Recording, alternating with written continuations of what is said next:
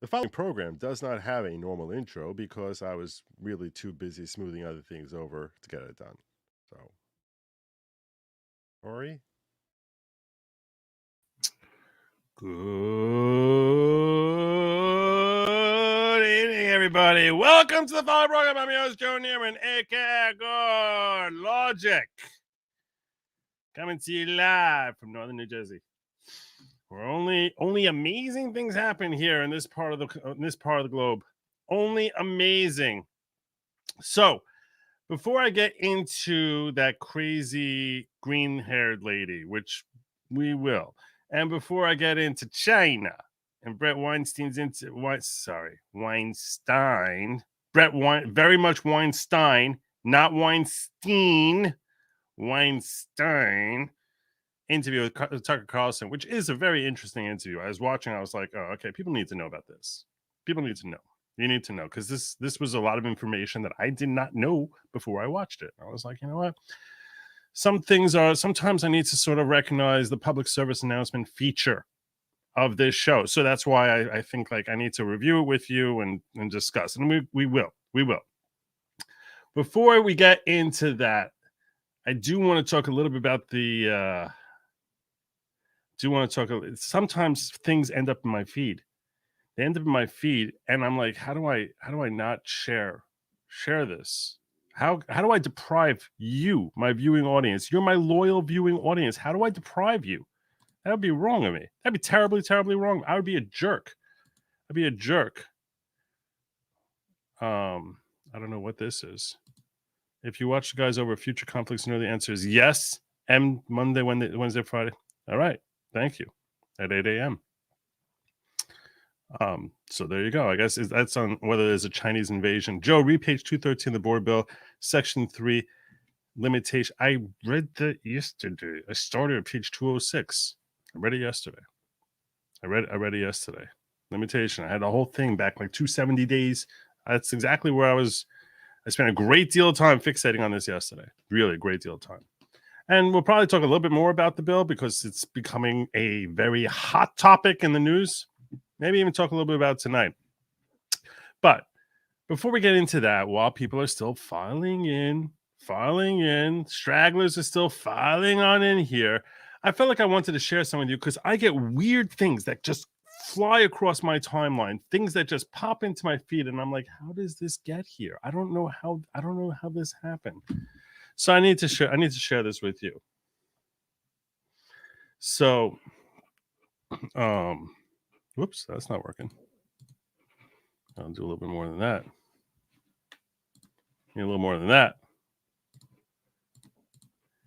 This was shared with me. So Chile, country of Chile, decided to highlight their an all-women's SWAT team for international competition in the UAE, United Arab Emirates. And it went just like you thought it would. And this is not satire. Now, there is I'll tell you right now, this is not satire. This video is what happened, I don't know, sometime very recently. This popped up at 2:30 p.m. today. So, yeah, in case you want to see how this went, I'm not sure if the voiceover that we're going to hear is the exact right voiceover, but it feels like this is the appropriate voiceover. We'll see how we're going to see how this goes. So, without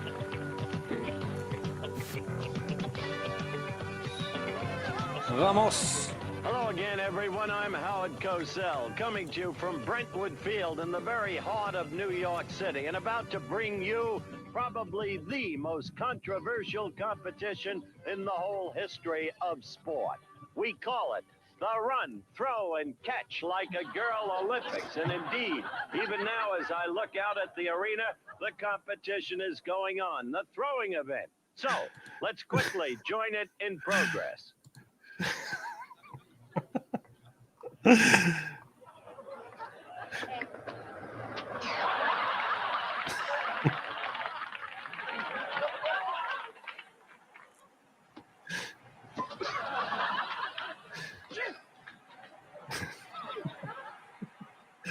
This is Hank Weston, last year's silver medal winner. Oh, I'm sorry. I'm sorry. I have the wrong audio up. Let's look at that. I have the wrong audio up. How very unmanly. Beautiful. The ball just slips right out of his hand. Look at that ladylike follow-through. An exceptional effort. Oh, I'm Reminding sorry. me of Patty O'Brien in the 56 get rid of Olympics. Sorry about that. I don't know how I had the wrong audio. I'm not sure how that happened, that I had the wrong audio there. We'll go back a little bit here so we can get. I'm not sure how that happened. I'm not sure how that happened. There we go. In the UAE SWAT Challenge this year, Belarus, Thailand, Chile, 2 teams from the Emirates. Oh, she made it. There you go. Oh, You got. Oh no. The first one to get wet in the ice bath today. Oh, that's not good. And well, they are stuck in the middle of that zip line. Remember, if you fall in the ice bath, you have to go back to the beginning of the zip line and do it again. You have to go And back currently, to the beginning. Chile have 3 team members stranded You got in this. the middle You of got that this. ice bath. You got this, ladies. Thankfully, the water will be a little bit warmer than it Well, let's was come earlier on kick this from morning. behind. You got this. Vamos, vamos!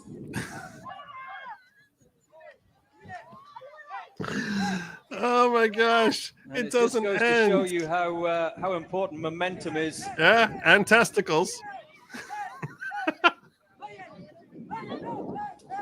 Oh, Oh no! 3 team members in the drink. Oh no!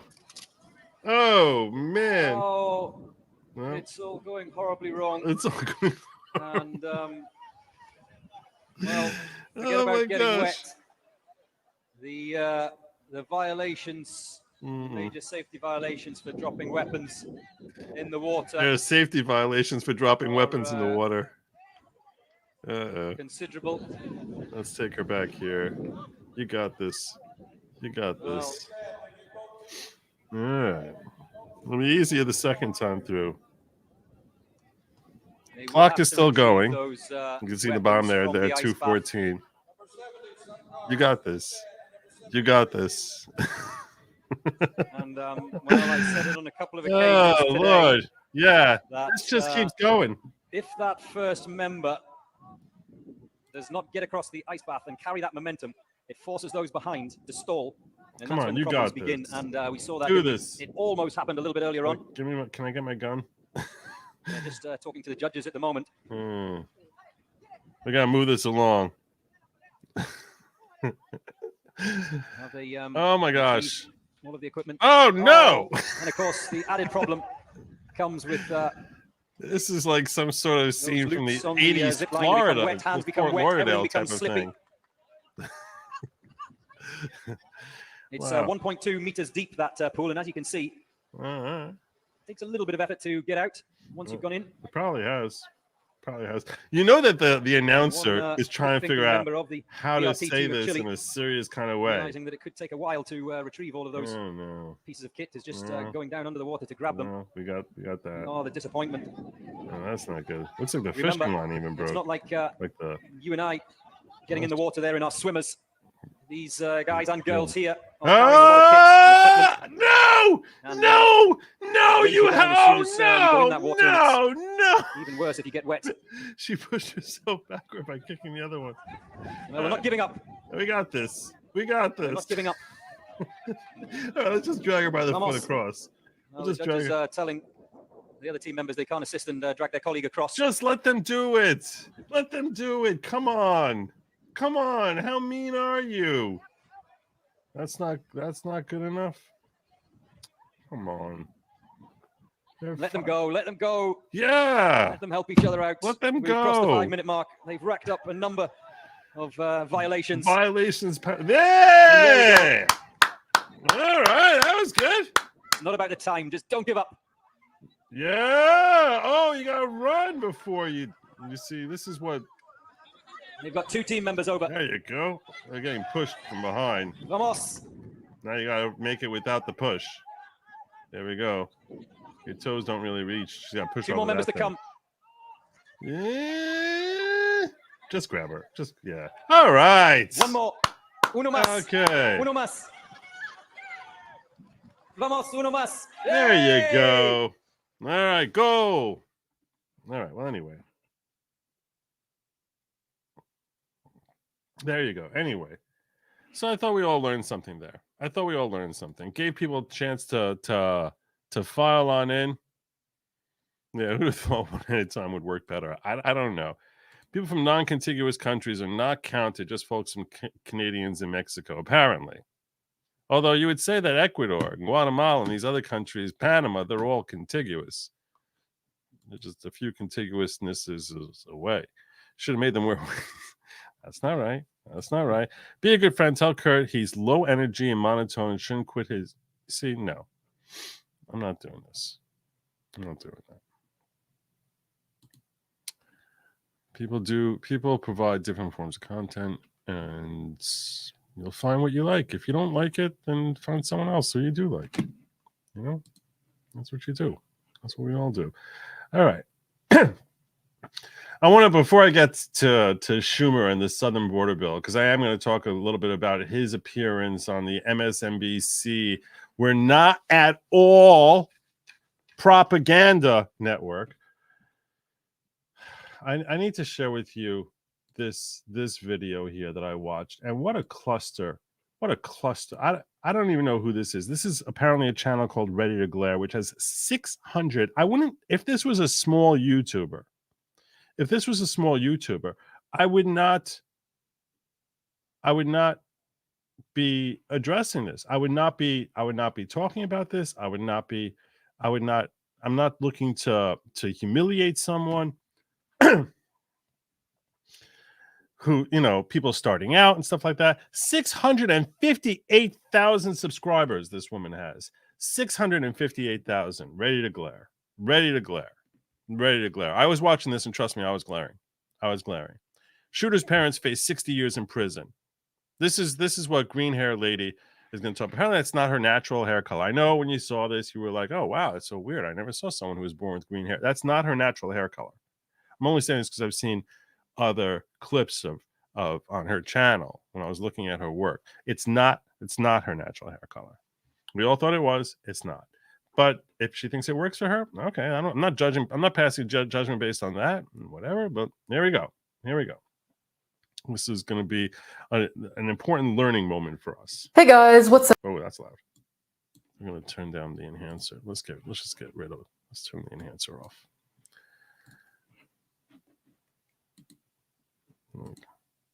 Today we're going to be talking about a piece of news that I came across rather randomly. Just came across this. Didn't know anything about this. Came across this story about a shooter's parents. Okay. You email notifications for letting me know, because I had no idea. The topic of today is going to revolve around a school shooter. Every time I discuss school shooters, there is a recurring question that comes up, which is a lot of school shooters, including this one allegedly, according to the newspapers anyway, wanted to go down in notoriety. They wanted fame, what? Right? And there has no, there's literally no evidence of that. Where is this? Where is that? Who said that? She starts off with like, I don't know what that even means. There's no evidence of this. There's been a long-standing argument that we shouldn't use the school shooter's name in order to not give them the satisfaction of making that wish come. That's not cool. Probably. That's not cool. How you doing, Sean? How you doing? Yeah, not cool.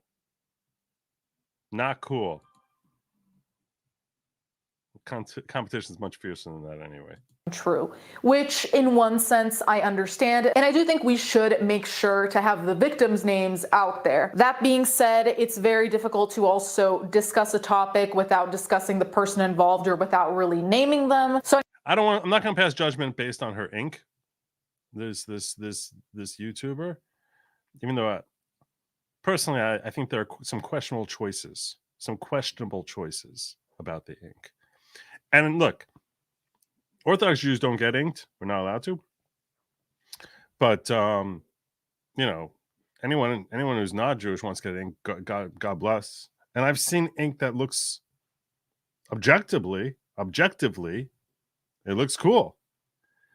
This isn't it. This is not it. No, it shouldn't be like random drawings, like a teenager doodling on a paper. You know what I'm saying? To me, that's kind of that's not. If you're gonna get inked, there are ways to do it where it's like, you know, you might have it on select spots, or even if you want to. Some people I see, you know, ink up their whole arm, but it's like a contiguous type of, not just random. This is what I was thinking about today type of thing. That's my perspective.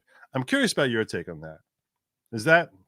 Am I being too judgmental on that? Am I being too judgmental? I just think that, like, it looks to me, she's got an LV on her heart over here. She's LV heart, okay. And then another heart over here, and another random spot, random fingers that are chosen. And it just looks like a conglomeration of different pictures that are happening here. I don't know what's happening. And I'm not saying that, I mean, yeah. I don't know. The ink bothers me. It does. anyway, if you guys have any ideas on how I should handle that, you can let me know. So the article notification that I got was from the New York Post, and it was titled, Jennifer Crumbley gives shocking testimony on school shooter son Ethan. I wish he would have killed us instead. So we are talking about the school shooter, Ethan Crumbley. Now, I want to read from an article posted. So we weren't going to mention his name so as to not give him his wish for notoriety, which was never his wish, but, well, at least as far as we know. But now we're throwing out Ethan's name. Okay.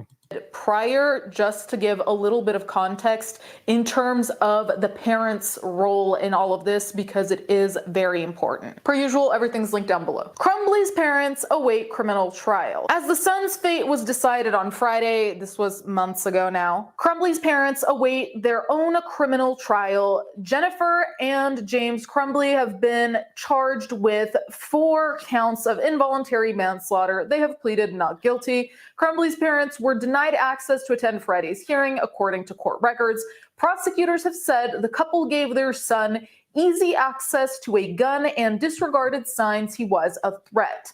The parents allegedly ignored Crumbley's request for mental health treatment after the teen said he needed help, according to an opinion written by a panel of judges in March. Allegedly ignored Crumbley's request for mental health treatment after the teen said he needed help. To whom? To whom did he say that? When you say his parents allegedly ignored it, you're dropping this video after the entire trial of Jennifer Crumbley has taken place and we're awaiting a jury verdict, and there was almost no evidence whatsoever that she had any basis. There was never a cry from him that I need help. Short until that paper was drawn. Until that paper was drawn the morning of the shooting on November 30th, 2021. So she's relying on this article here and basically saying that the parents and trusting an allegation, which is no testimony about, trusting this allegation to say, I can't believe what's wrong with you. What's wrong with you? It's one thing to trust an allegation, which is the wrong thing to do, really. But I mean, to trust it as truth. But it's one thing to speculate about an allegation before a trial. We are now post-trial. We're post-trial sufficiently that there's no further evidence that we, the public, can anticipate learning about the story of Jennifer Crumbley that will be submitted in a court.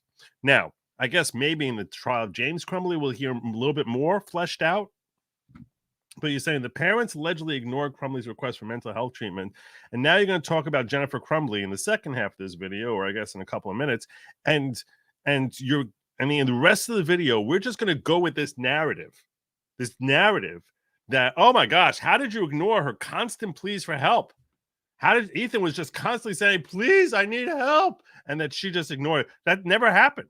There's no reason to think that's true. There's no evidence that happened. There's literally nothing. Quite the contrary. What we saw at trial was a whole bunch of pictures of mother and son hanging out at a beach with his friend, and they're having a good time, and they're partying here, and they're going 4 days beforehand, 3 days, they're going Christmas tree shopping and joking around with each other, that she's playing board games with him. Am I saying she was a great mom? No, I don't know that she was a great mom. Maybe she sucked as a mom. Maybe she did, but there's no reason to think that they're ignoring cries for help. When the first time anyone actually calls this to attention is the morning of November 30th, but you just go, girl. You go, girl. Tell your 698,000 followers or whatever, exactly, give them the facts on this case from a trial that you completely ignored. The parents have argued the charges have no legal justification and they should not be held responsible for their son's killings. James Crumbley purchased the gun used in the shooting just 4 days before the deadly attack, prosecutors have said. In September, when Roe ruled Crumbley was eligible for a sentence of life without parole, the judge noted the teen's unstable home environment and the failure of his parents to take his mental health seriously. But Roe called the defendant the sole participant in the mass shooting, methodically walking through the school, picking and choosing who was going to die, and determined to kill the innocent. Human graffiti, know your art and composition. Yeah, indeed. Does the carpet match the drapes, and is it natural? I don't know what this.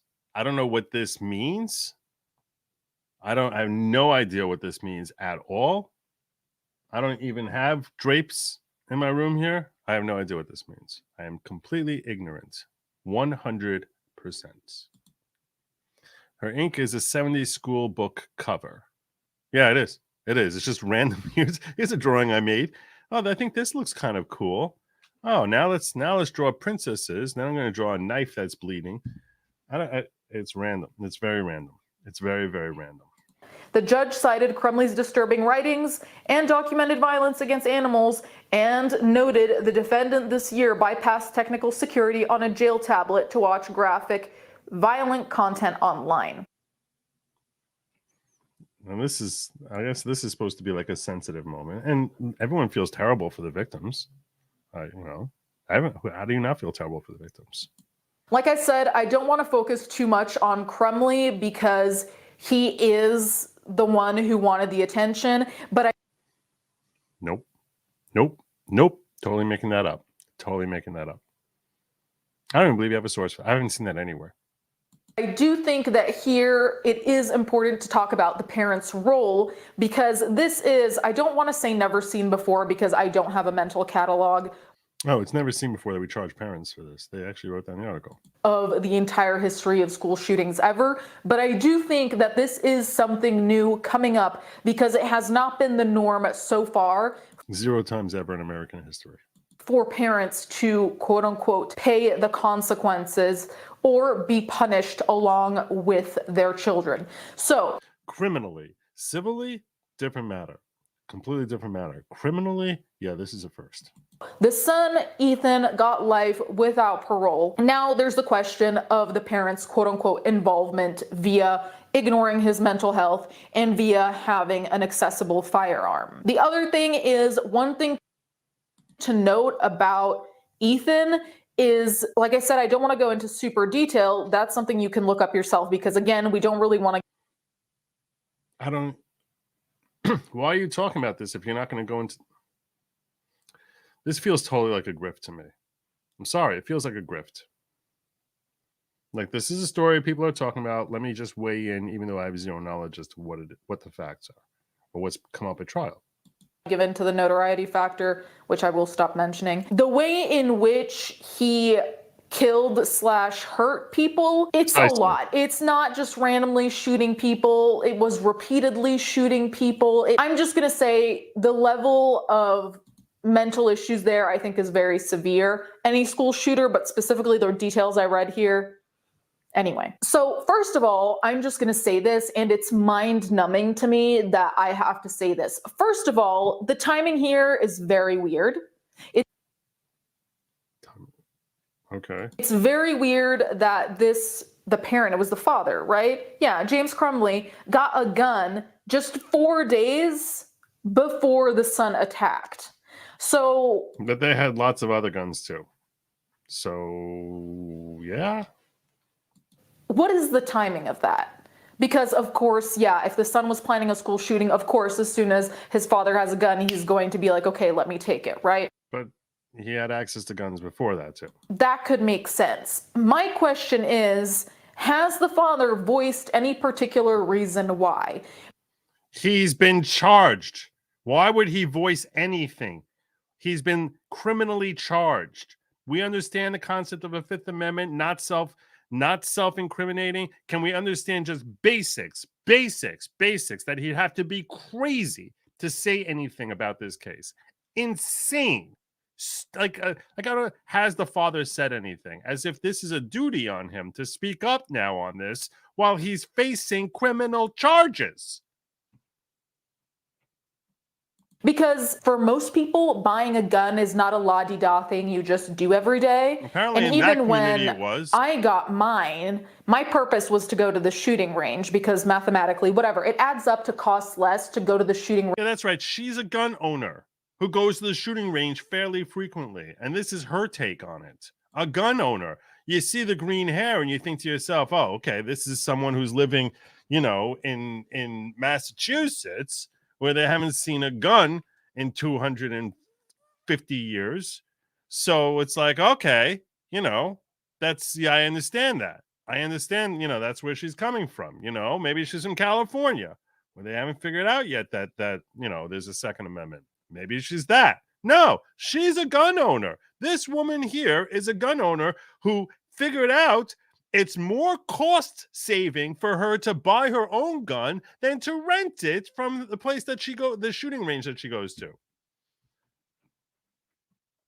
Ranges where I live with your own gun as opposed to renting one every time.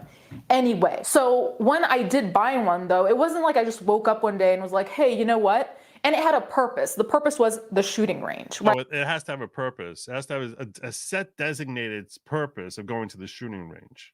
And if it's a purpose that she agrees with, then it's totally okay. If it's for hunting. Right here, I'm like, okay, what was it for? Was it for home defense? And in that case, what triggered that? And what triggered that? What triggered that? I don't know. Something called the Second Amendment? I don't know. Maybe that's what triggered it.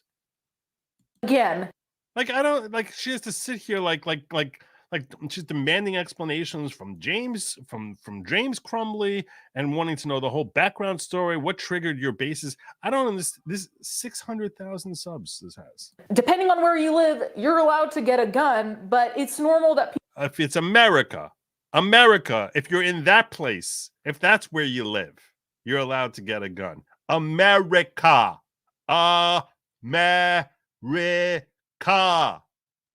People would ask why now, because the timing, or like why then? The timing, I'm wondering. Oakland.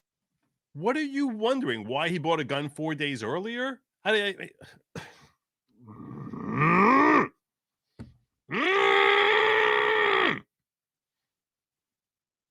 County prosecutor and Crumbley's defense team presented evidence over the summer at a so-called Miller hearing required when prosecutors seek a life sentence without possibility of parole for a minor defendant. The state argued the premeditation of Crumbley's attack justified a finite sentence. Prosecutors played audio messages in court. I want to see something here. Joe, let's pause here for a second so we can appreciate this in all its glory.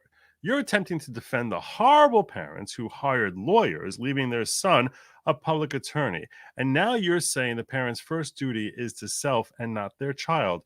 GTFO, glad you not my dad. Trust me, if I was your dad, you probably wouldn't be spilling out idiocy like this. None of my kids would ever spill out a moron perspective like this. So you should be very bitter that I'm not your dad. You likely have far superior DNA. But second of all, what the heck are you even talking about? You're saying, oh, that because their kid who went on a shooting spree and has little to no chance whatsoever of successfully defending from his terribly evil, awful, terribly evil, inexcusable, oh my God, everyone in society wants to lock this kid away for life because he's a terribly evil person who destroyed countless lives with his selfish, ridiculous acts. And because the parents didn't invest in getting a legal defense for him so that he could defend himself and then go down in flames, that they're very selfish for saying we shouldn't be the first parents in American history to be condemned for the ridiculously heinous, unexpected acts of our child. That's your perspective over here, right? That's your deep thought over here. I say woe unto you, and I feel bad for your dad.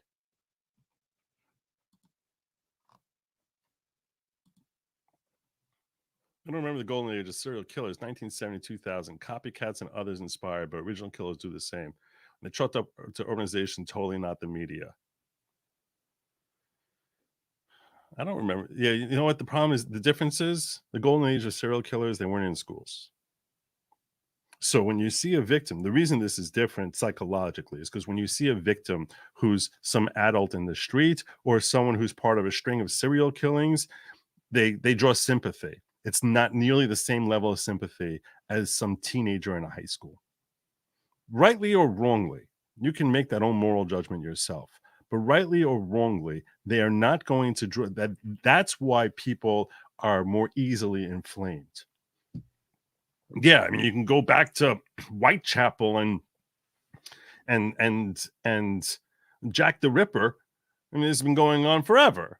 As long as, I mean, and it's been going on before there were guns. There have been serial killers. But when it's a school shooting, it feels like it just rips at the public's consciousness far more deeply. That's my perspective on it. But I'd love perspectives from the rest of you on that. I really would. I own over 100 guns just before my big boating accident where I lost them all, most bought on whim for no reason. No, you have to give an explanation because over here, green hair girl really wants to know, why did you buy that gun? Why that gun? Very suspicious. I need to know the background story on that. Were you robbed? Did something happen to you? Were you feeling scared because of a bad dream that you had? Is that why you got gun number 47? Yeah, she is seriously mental. In which the teen said, "I'm going to be the next school shooter," and that he would, quote unquote, have so much fun. The defense asked the court to consider mitigating factors like Crumbley's difficult home life and his ignored pleas for his mental health treatment. The defense asked that Crumbley be given a chance at rehabilitation with a parole board ultimately determining his progress. Crumbley had originally pleaded not guilty to the charges, but later changed his plea. His defense team had previously filed a notice of an insanity defense for the teen, but decided a guilty plea was in his best interest, according to Crumbley's attorney. The day of the massacre, students and teachers said they relied on tactics You weren't missing anything. It was all just this on the screen the entire time. They learned in active shooter drills to protect themselves. When the gunfire erupted, frightened students barricaded doors, turned off the lights, and called for help. Some children armed themselves with scissors in case they needed to fight back. Yeah, it was a terrible, terrible incident. Awful. Now, we cannot ignore the mental health factor, and in a lot of these cases, mental health is a factor. Is that a factor that excuses anyone's actions? No. But in this particular case, Ethan, when this occurred, was a minor. He was 15. I think it's pretty safe to say that anyone who shoots up a school has mental health issues. I think that's a pretty safe assumption. I mean, that's not going out on a limb. So I guess that's technically true. I believe. And that's something we need to keep in account. I mean, because it does make a difference. Again, it doesn't remove your responsibility. You still did what you did. But I will say, a 15-year-old asking his family over and over for help. When did this happen? Asking his family over and over for help. When did this happen? With his mental issues and the family not providing that help. You literally know nothing about what happened. You're just sitting here, just completely misinforming your audience here. Some some story that came across your feed that everyone else in America knew about for the last 2 years, but just came across your feed now, and you're sitting here weighing in here, passing moral judgment on the parents of how dare you not get him mental health when he was pleading with you, saying, please get me mental help. The evidence that he asked for mental help is that he basically was sending texts to his mom about how there are ghosts in the house, which she said was a running joke. That's the evidence. That's the evidence. Telling a guidance counselor, doing something about it, as far as we know, yeah, that makes you part of the problem. And it's also like, okay, so you know your son is struggling mentally. Nope, she didn't know that. She did not know that. And you buy a gun and put it somewhere where he has access to it? Like, she didn't do that either. That was technically James Crumbley. James Crumbley was at least according to testimony. There's nothing refuting it. He was the one who bought the gun, and he's the one who purportedly was responsible for securing it. how does that add up? And this is part of what concerns me, because I see a lot of people being all like rah-rah about mental health, and then when it actually comes to it, they don't really do anything. And I'm not saying that's the parents. I don't even know what rah-rah about mental health means. I don't know what that means. I think that a major problem we have with our mental health situation in America is that our mental health caregivers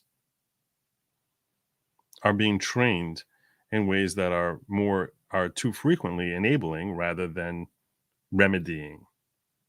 I would not know, but I just know from what I'm not saying they would be enabling a school shooter. I don't want anyone to misunderstand what I'm saying. So I'm not saying they would be enabling a potential school shooter. I'm simply saying that there are a lot of shortcomings in our mental health community, and a lot of it is coming from the top. I'm not even talking about the individuals who are giving it. I'm saying the ones who are being trained, that the method of what they're being taught is frightening as far as what is mentally healthy. I've seen firsthand, there are so many people out there, some of whom are parents, who are like, mental health is so important, blah, blah, blah. And then when it's their kid, though, they need to suck it up. When it's their kid, oh, it's not that serious. I need to pause and just say, Bella Stella, I haven't heard from you yet with what you want me to put on your hat. So I really need that. I need you to hit me up at Good Lawgic. The email is goodlawgic@gmail.com. And I really want to get that. I'm actually probably going to get these hats out sooner than anticipated. But I can't get it out unless I know what you want me to put on it, besides my signature. If you want any messages, I can make it just my signature. I'm also going to need your name, your address, stuff like that, so I can get it out to you. So you did get an autographed hat, and I do want to take care of that sooner rather than later. So please remedy that by hitting me up in an email. Appreciate it. Thanks. While I paused here, I've subbed to RTG. Is that this girl? Is that her channel? Ready to Glow. Yeah, that is her. RTG for years. She's never this irresponsible with her videos. She typically has pretty base takes too. This video disappoints me. Well, I want you to know something. One reason I'm covering this, because I want her to take it down. I really want her to take it down, because this is just terrible misinformation. I'm not looking to come after her personally, whatever. I don't care about, and I really don't care about, anything about the green hair or anything else I commented on. That was just for dookies and giggles. But yeah, this is a lot of misinformation, and it's harmful, because it makes society start thinking that, if the jury actually finds her not guilty, that a conviction would be in America's interest, that this is a positive thing for America, rather than recognizing how foul the charges even are, considering how little they have. Plenty of people are struggling mentally and owned by guns. It's a struggle for some people, but they deal with it going completely crazy. You're completely right here. And not only that, even the Michigan Supreme Court pointed out that for some people who have mental issues, being able to learn how to responsibly handle a gun is something that they find to be therapeutic. So to say that, like, oh my gosh, how dare you have someone who has a mental health issue, which, let's face it, how many teen kids today don't have some sort of mental health issue, which frankly, Ethan didn't seem to be that outside the norm of any other teenage kid in that regard. His mental health issues did not seem that excessive. They really didn't. At least as far as the evidence that was adduced at trial. Very little evidence that he was a wacky kid. That he was psycho type of person, that you saw him and everyone's like psycho. In fact, I'm going to point out one thing here. A teacher who saw him mid-shooting and locked eyes on him said to the police, I locked eyes on him and I was staring at him because I could not believe that it was Ethan who was doing this. She was shocked that it was Ethan. Why? Because that's not how Ethan presented himself to the public. So obviously there was a lot of darkness inside him that he kept well hidden from his teachers. It makes sense to say that he likely kept that hidden from his parents as well. But let's just go screaming off about how irresponsible they were for allowing this kid with crazy mental health issues, who's always crying for help and ignored by his self-involved parents, that they're the ones who should go to jail for his insane, evil acts. There are people who are less fortunate than you. Get over it. I felt like that at your age too. There are a bunch of things. And again, this is not me excusing any actions by him, but the parenting here, not great from what I can tell. So moving on to the article, You literally know nothing about what the parenting is. And that's not a statement that the parenting was great, although they try presenting her as hypervigilant. But the point is, you know nothing about this parenting, and you're just weighing in here saying parenting not great. It's very frustrating. We got the advertisement for Jennifer Crumbley gives shocking testimony on school shooter son Ethan. I wish she would have killed us instead. So that statement is, I genuinely did not know how to react when I read that. Michigan school shooter Ethan Crumbley's mom shifted the blame onto her husband for giving their son access to the gun used in the massacre and said she wished he would have killed us instead. Jennifer Crumbley testified in her unprecedented involuntary manslaughter trial Thursday that she had nothing to do with buying or storing the 9mm handgun, and that it was her husband, James, who she had cheated on with a fire captain who was in charge of gun safety and maintenance in their home. Again, why was there a gun in a household that has an unstable teen?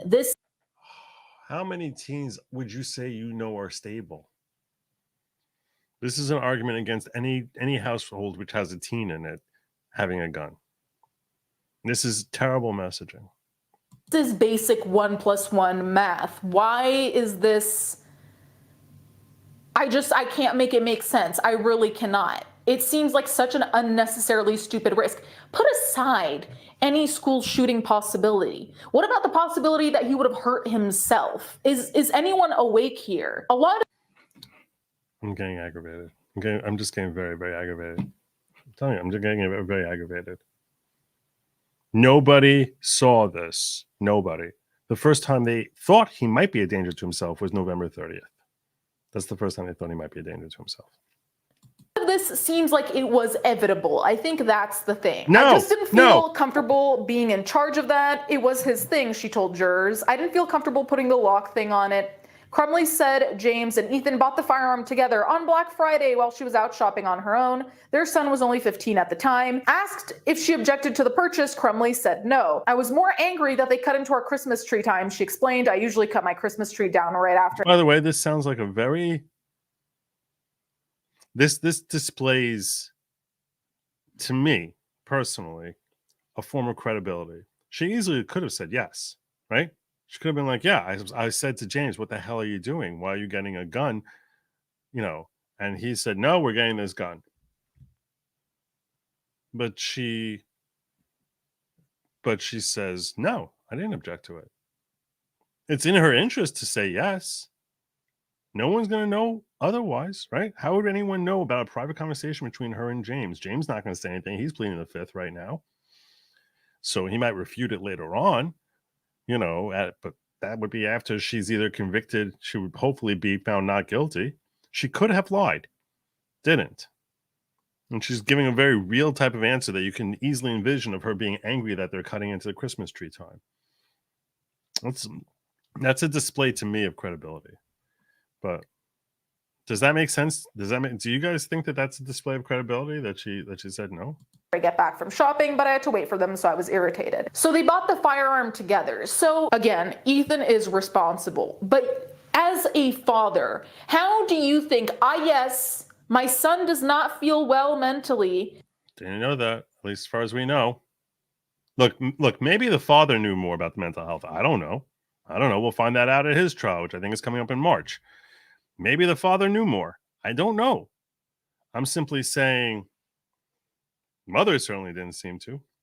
He's asked for mental health support. I'm not going to give him that, but it is Black Friday, so we are going to go buy a gun. And this... You see, this is such awful and unfair framing when there's literally no evidence that was presented, at least at the mother's trial. Zero evidence to support this claim.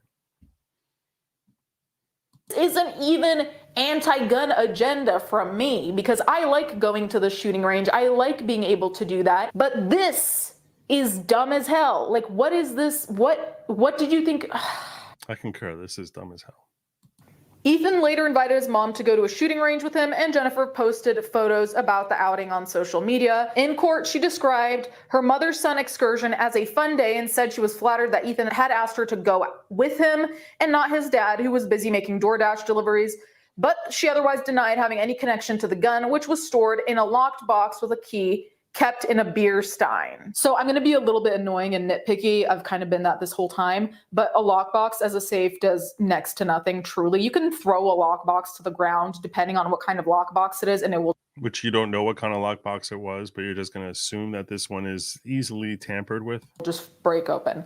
So that's another question, but if you cannot keep the weapon out of a child's hands, a minor's hands, or even an adult's hands that you don't want to have hands on it, you should not have a gun in your house. Kids in his school on Wednesdays, when they would I think they regularly had a late start. Kids in his school would go early in the morning. It was so common for kids to go early in the morning to the shooting range that they had to set up policies as to what kids should do with guns so that they wouldn't be brought into the school. That's the environment, the culture he's living in here. Girls taking prom photos with guns.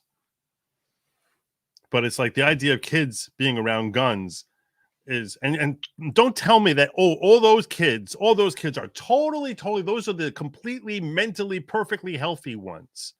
Let's stop it. But now we're going to blame these parents and say, oh my gosh, this was so predictable. As opposed to anyone else in the school who has some sort of depression issues that could have gone shooting up if they would have done it. In that case, oh, that was totally predictable also. It's such an unfair Monday morning quarterback type of perspective. Too much affirmation of patients' BS over medication of everyone, particularly minors, proliferation of SSRIs, iPad parenting, TV parents, lack of corporal discipline, etc. Yeah, there's a whole nice, there's a nice little chulent of bad factors, which unfortunately seems to be far too often the norm. If this goes through, can we charge parents for all crimes after this? I don't know. Maybe they should be. This is it's true. It's true. And this is true as well. I've asked myself if I would have done anything differently. I wouldn't have. I wish he would have killed us instead, Jennifer said, referring to her son gunning down 4 students. Jennifer, who is facing 60 years in prison if convicted, stopped short of calling herself a victim, saying she did not want to disrespect those families that truly are the victims. People are saying that her takes are frequently based. That's what some people have been saying here. I haven't seen any of her other, but this was okay. So I came across this because someone in my locals chat shared this in my locals feed, which is goodlogic.locals.com. Goodlogic.locals.com. So someone shared this and I watched the video, but I don't think most of the people who are in my locals community are really based, like really based. And I don't think they would have come across this unless she was someone who normally put out based content. So I don't think that this is someone who's like, your classic commie, despite the green hair, making one think or speculate otherwise. But I don't know enough about her content to weigh in on that. Great job on AJ today. Thank you. He's referring to my Spaces appearance with Alex Jones, where apparently I was being pumped through 200 radio channels across the country. Parents are responsible for the children's actions, period, example given, broken window, etc. Not for criminal bases. Civil, yes. Criminal, not. And you'll say to me, Joe, why would that be a significant difference? Why would we hold them criminally liable, civilly liable, but not criminally liable? And I'm going to walk you through that Mr. Mike. And the reason for that is this. You need to have a causal link between the person who you're going after and the ultimate victim. In this so when you in the kid breaking a window type of situation, right? So you have a kid can negligently break a window, and you say this is on the parents. We're going to go after them for that. You can't negligently but if they're committing murder, in order for them to be found guilty of murder, and he was charged as an adult, not as a minor. The state didn't recognize him as a minor. They said, you are an adult that just like a 40-year-old goes out there and decides, I am going to end the lives of those people over there. I'm going to take my gun and I'm going to keep firing away at them until they cease to breathe.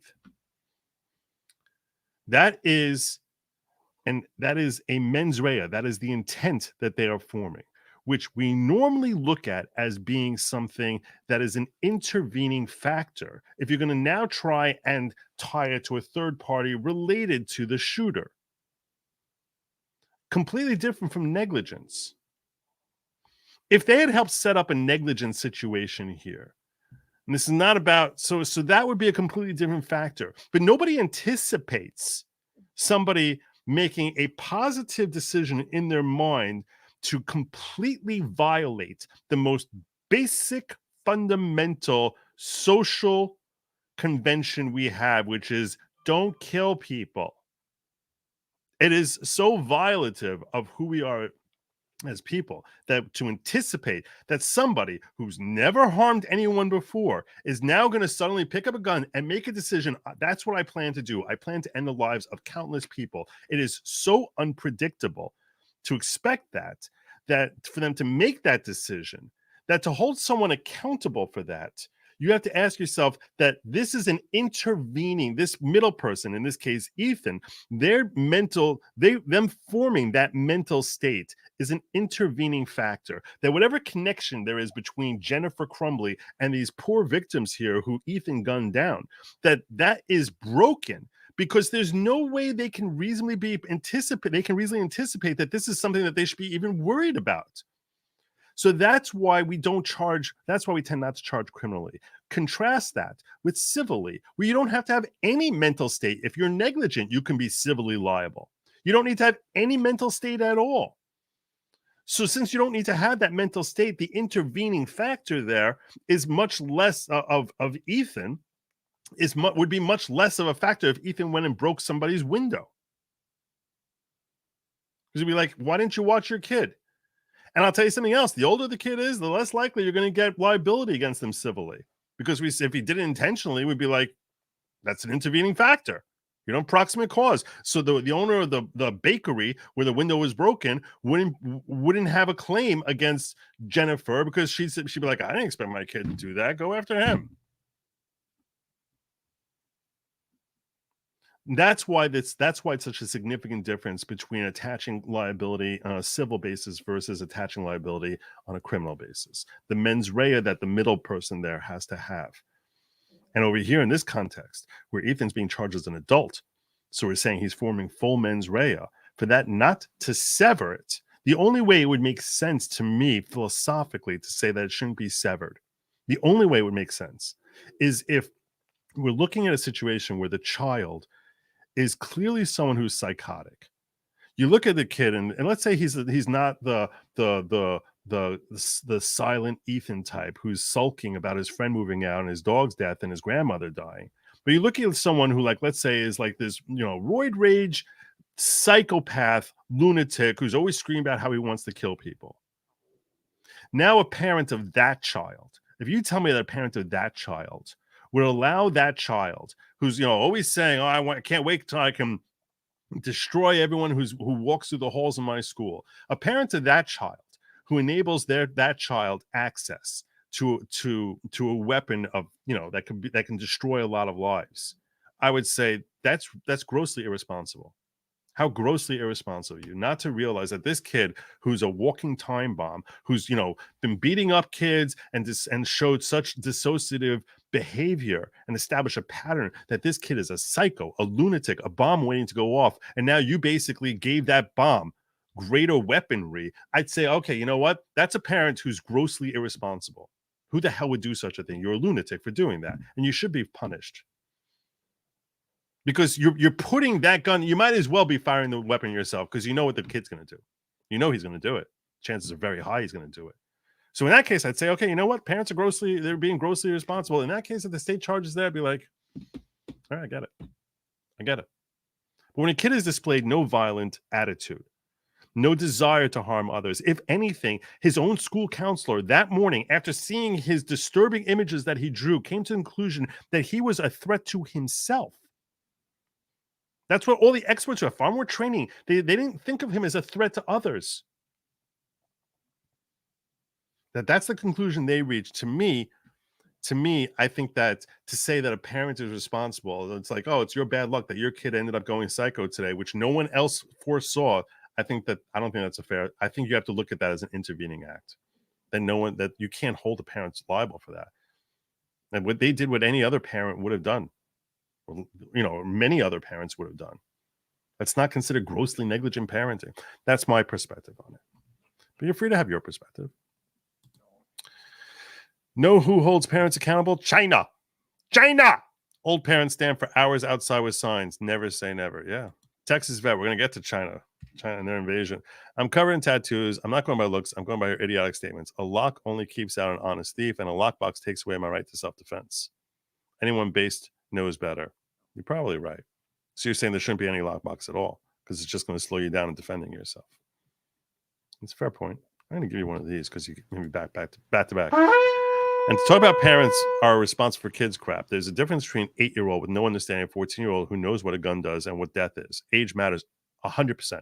100%. Because if they're a kid, you have to worry that they're going to be completely negligent. It's almost like giving it to a psycho because they're just going to be they're just not appreciate the magnitude of the carnage that they can possibly impose if they're not going to be properly careful. Diggers need to know what kosher means. Explain, please. Are you kidding me? It would take me like half hour to explain what kosher is. Did I use the word? I don't think I used the word. I don't remember using the word. No, that's like a half hour, which is not really, it's not at all on point. Sorry, brother. Maybe in locals, but I'm sure I've walked through it. I've talked about kosher with respect to meat, and there's a lot of different laws of kosher.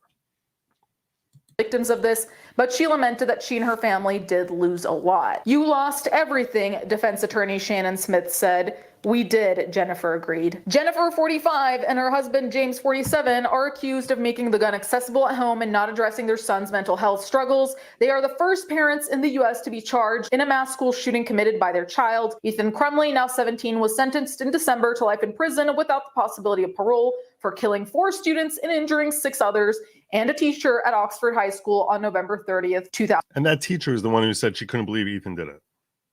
The teacher who knew him said, I saw him and I couldn't believe it was Ethan. 2021. Now, I do agree that to an extent, the parents are... Oh, you're welcome. You're welcome.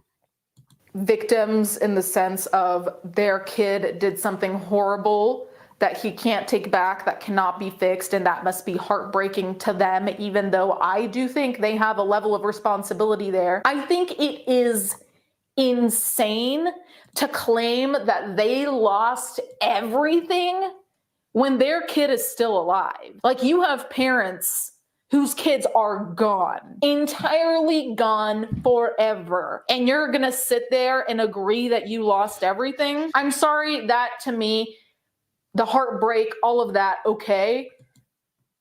Okay, so their kid is still alive and spending the rest of his life in prison. So they're much, much luckier. They're very lucky parents. I think this is being a little nitpicky here. Is it better than him being dead? Yeah. Mm-hmm. But this is a little nitpicky.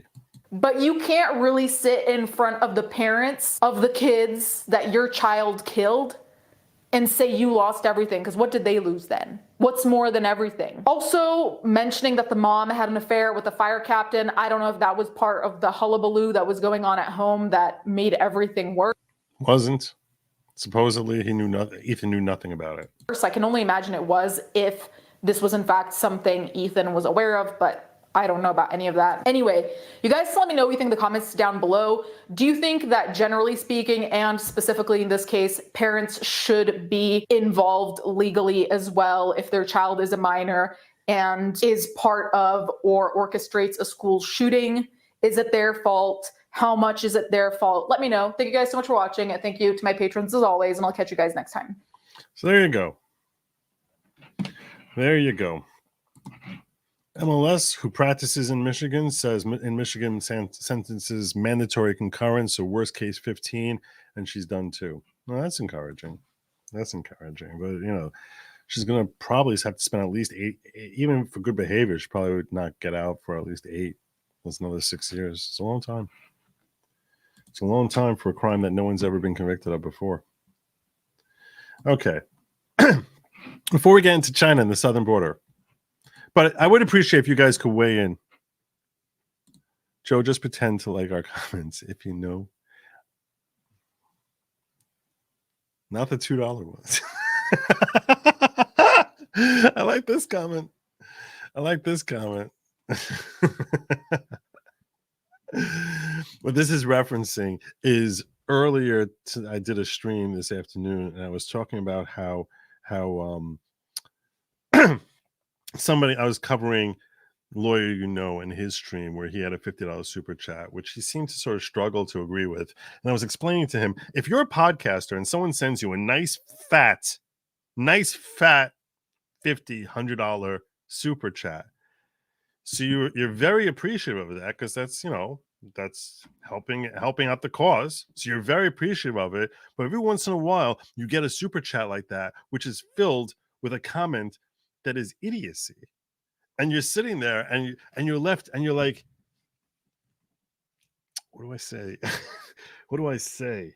I don't know what to say to this. How do I handle this? So it's like, I don't want to be a sellout and pretend that this isn't the biggest waste of crap stupidity I've ever seen before, but I don't want to look ungrateful. So it's like, I don't know what to say. So you sit there and you bending over backwards trying to figure out how to massage that. Oh my gosh, what insight. Oh, what genius this was. Oh my gosh, thank you so much for your super chat. This was a comment that I can't even tell you. This was really adding to the content that I'm putting out here. This was great. Oh, you're just amazing. While at the same time, not necessarily endorsing the content they're in. So there you go. It is a duty of a non-cult elder. I like how you phrase that. Not leader, elder. I am an elder. I'm an elder. Everyone knows that. All right. Well, anyhow, I want to share with you here Chuck Schumer. Before we get into the southern border, and we're going to be watching Bret Weinstein, not Weinstein, Weinstein. Before we get to that, I do want to share with you Chuck Schumer, because we're talking about the southern border, and everyone's now talking about the southern border bill that is being floated through the Senate. And my God, if they can manage to get passage of this bill, what a disaster. What an utter disaster. What a humiliation for the GOP.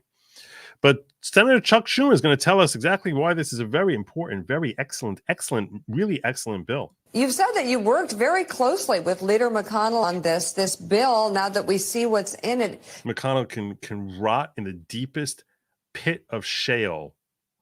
The deepest pit of shale. Sold his soul a long time ago. The only good thing McConnell has ever done in his life was keeping our Attorney General off the Supreme Court. That's the only decent thing he ever did. Seems to be as bipartisan as it gets. Bipartisan as it gets. Wow, it's bipartisan. You see how bipartisan it is? Wow. Don't we live in an amazing country where this is bipartisan? Why wouldn't... Look at his face. What the hell is wrong with him? Seriously, what the hell is wrong with him? It's almost as if like the deal that he made with Satan is coming to an end, and that enabled him to get to spend decades in the halls of the Senate. And it's just his face is withering away. Why wouldn't both sides really want this to go through? Well, I can give you a list of reasons. I'll give you a list of reasons because you seem very confused about this, Mika. So let me walk you through a list of reasons as to why this shouldn't go through. Number one, we already have these laws on the books. You just need to enforce them. So there's really no reason to pass this at all. Number two, while it would kick in on day one, and you wouldn't need to have 5,000 per day, that's a red herring which was designed to confuse MAGA's opposition to this because it's not true. It's not accurate. It would go into effect on day one because they count the past 6 days. And if the tallies were 5,000 per day, it would mandatorily go through. Even when it goes through, first and foremost, in its first year, it can only be in effect for 270 out of 365 days, which makes you ask yourself, why the hell are we committing to having a wide open border 3 months a year in year one, 4 months out of the year in year two, and 6 months in year three? Like, why would that possibly be a thing? Number three, even when it's in effect, it's only limiting, saying that you have to still allow a minimum of 1,400 illegals into the country every day.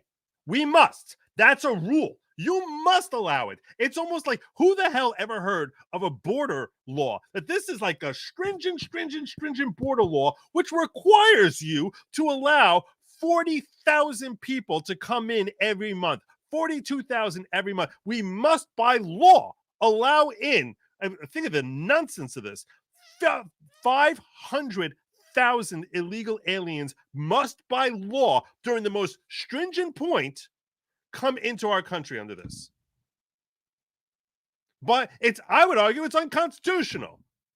It certainly seems like it's conflicting with other laws which charge you with a duty to actually shut down the border. You're legally obligated to shut down the border. And here it is. We're going to come along with this brand new statute, which is basically saying, oh, forget about that. Forget about that.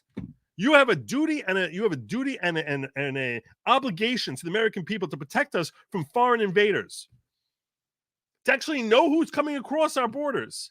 And this law says that during its most stringent point, we're still mandatorily must allow in 1,400 people. With no cap, it could be 5,000. Could be 5,000, even during the every day. Could be 8,000 every day. But the real kicker is not also the fact that, hey, if there's any issue, that instead of this actually being litigated in the southern border where this happens for one reason or another, this has to be litigated before the DC court. God knows why. Other than the fact that we know they're going to agree with the Democrats. But the real kicker is this. It is your proposal of this bill is an admission that the failure to protect the border was not incapacity, that you were incapable of doing it, but it was a choice. That you are treasonous. That this entire thing has basically been like, we've been like, well, there's nothing we can do. There's nothing you can do. But now suddenly there magically is something you can do. That Biden says, oh, day one, everything's fine. So we know that what this is. We see through what this is. That what's laced into this $60 billion to Ukraine, which why the hell this is in a border security bill, God only knows. That this $60 billion, so they basically said is, oh, we have a southern border crisis. Well, it can't let a good crisis go to waste. Let's use this as an opportunity to saturate more of American taxpayer money into our own pockets by funneling it through Ukraine and getting little kickbacks here and there all along the way, like we did when we had that whole crypto situation going on. Just stop it. Stop it. You're using the crisis that finally the Democrats are starting to waken up to as an opportunity to try and line your own pockets by passing a law that is already on the books that you have willfully chosen to ignore. So maybe that's some of the problems we see with your stupid bill. But let's hear Chuck Schumer, because he's got a lot of reasons as to why we must pass this bill. Well, it's a great question, Mika. Look, it took a long time, 4 months of arduous negotiations. They fell off the tracks a whole bunch of times. I had to be on the phone even at midnight saying, we've got to keep going. Why? Well, because we need more money. It's campaign season. We need more money. We're at a turning point in America. This bill is crucial, and history will look back on it and Let's zero in on him. Take Miko off camera. Zero in on Chuck as he talks to the nation. He's about to address the nation. Let him explain to us that we're in a turning point in American history. This is very, very important. It's very important we pass this bill now. say, did America fail itself? Why is it crucial? Well, if we don't aid Ukraine, Southern border crisis. First thing as to why it's crucial, we must aid Ukraine in a war that it's lost. It's already lost this war. That's the first reason. You know why we have to pass the Southern border bill? Because of Ukraine. Putin will walk all over Ukraine. We will lose the war, and we could be fighting in Eastern Europe in a Liar. Not anyone. That seems less likely than a kid going off as a school shooter. Much less likely. Fighting a war in Eastern Europe. There's a reason he didn't go into any NATO countries, and you know it. You are flat out lying to America. NATO ally in a few years. BS. Complete BS. Why are you treating Ukraine as if it is a NATO ally? Americans won't like that. Oh, shut up, idiot. If we don't help Israel defend itself against Hamas, that perpetual war will go on and on. Israel is big boy. They can support themselves. They can defend themselves. And on. If we don't help humanitarian aid to the starving Palestinians in Gaza, hundreds of thousands. What the hell is happening here? As if that's going to end up that's going to end up feeding the bellies of any Palestinians rather than Hamas's pocket. Could starve. And the border, everyone has said it's chaos. A speaker, you just saw Speaker Johnson, he said it's chaos. We have to do something legislative a few months ago.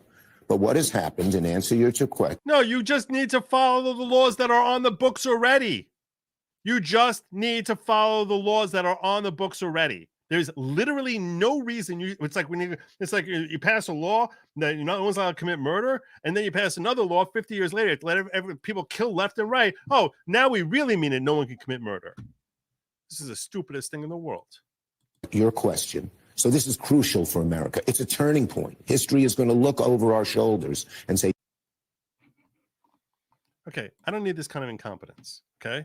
Because you talk about Republicans as if we're some sort of monolith, rather than recognizing the vast distinction between uniparty, like, oh, let's all just raise money and throw it to Ukraine, the uniparty who basically doesn't care about any Americans at all, versus those select few who actually care about, I don't know, protecting basic American interests. I'm telling you, Pisco. This is it's just I don't want you're going to try and lump me in with McConnell as if you have any as if there's no love lost there, right? Well, there's plenty of love lost there. How does that phrase go? There's love, as if there's as if there's love. Please, James Langford. Oh God. Republicans said. Just execute the laws that are already on the books. I'll tell you something. If this law was simply $20 billion to help shore up our defense along the southern border, I'd say, chef's kiss, do it. God bless. Why is it woven into this whole Ukraine, Israel, everything else? Let's start weaving in things left and right. Just make it about the southern border. But no, there's no such thing as letting a good crisis go to waste. Everyone knows that this is a crisis that everyone across the country is starting to worry about. So let's use this as an opportunity to line Zelensky's pockets, which we know a certain percentage of it somehow, magically, a certain percentage of it just disappears. No one knows where the hell it goes. Another percentage of it, maybe from that disappearing portion, who the hell knows, ends up in Washington. For a war that was lost ages ago. Did we rise to the occasion? To his credit, Mitch McConnell did. Mitch McConnell deserves zero credit for anything, other than keeping our Attorney General off of the Supreme Court. Too many Republicans, including Speaker Johnson, are just scared to death of Donald Trump. Donald Trump has said he wants chaos. What the hell does that even mean? He said he wants chaos. It's like literally gaslighting. Gaslighting the same way he's gaslighting that Putin's about to go into the Eastern Bloc countries that are part of NATO. Donald Trump has said, well, wait till I become president. That'll take at least a year. No, that's not proven anywhere. At least he's recognizing that next year Trump will be president. He's starting to wake up. Chucky. Ukraine could be gone. The border will Ukraine is gone. It is. get much worse. War in the Middle East will get worse, maybe bringing us into it. He's doing it all for political reasons. And let me just say, what was the reason you allowed, if you had the capacity to shut down the southern border, other than what are the non-political reasons that we haven't shut it down? What changes the day this is signed? The day this is signed, that Biden's like, oh, I'll go right in the day it's signed.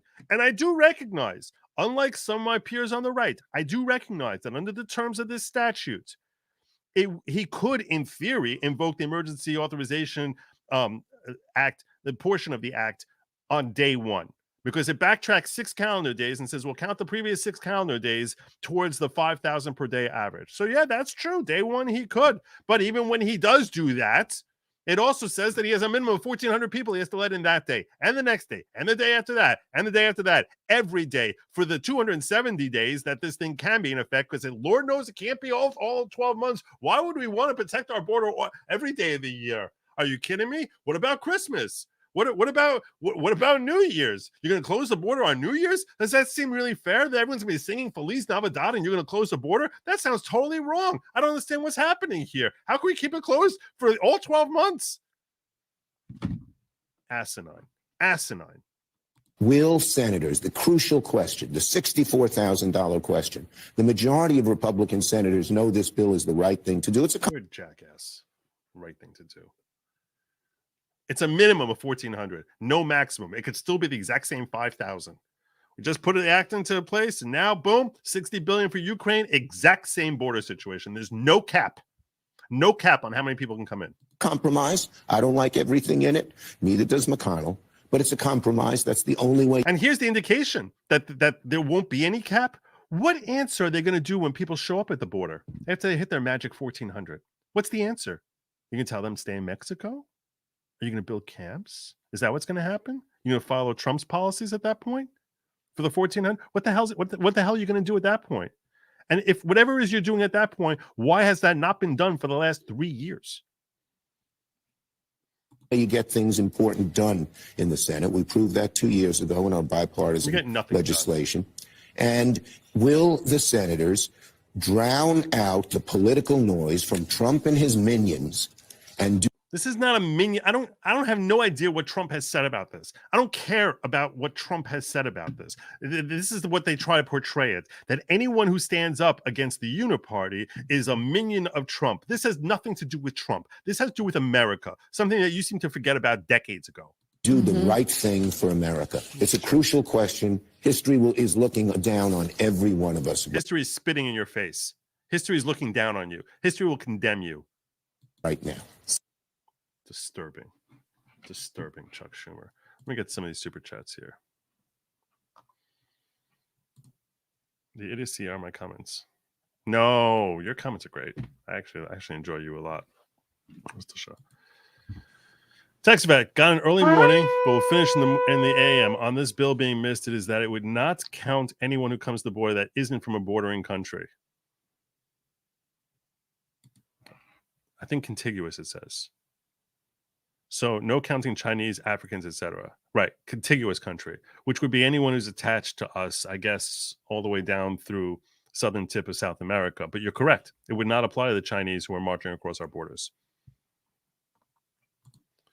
His face represents the pain in the ass from Satan's pain. That makes sense. Chucky Schumer looks like every Jewish caricature from the early 1900s. Let's go on the Red Chinese Army talk. We're getting there. We're getting there.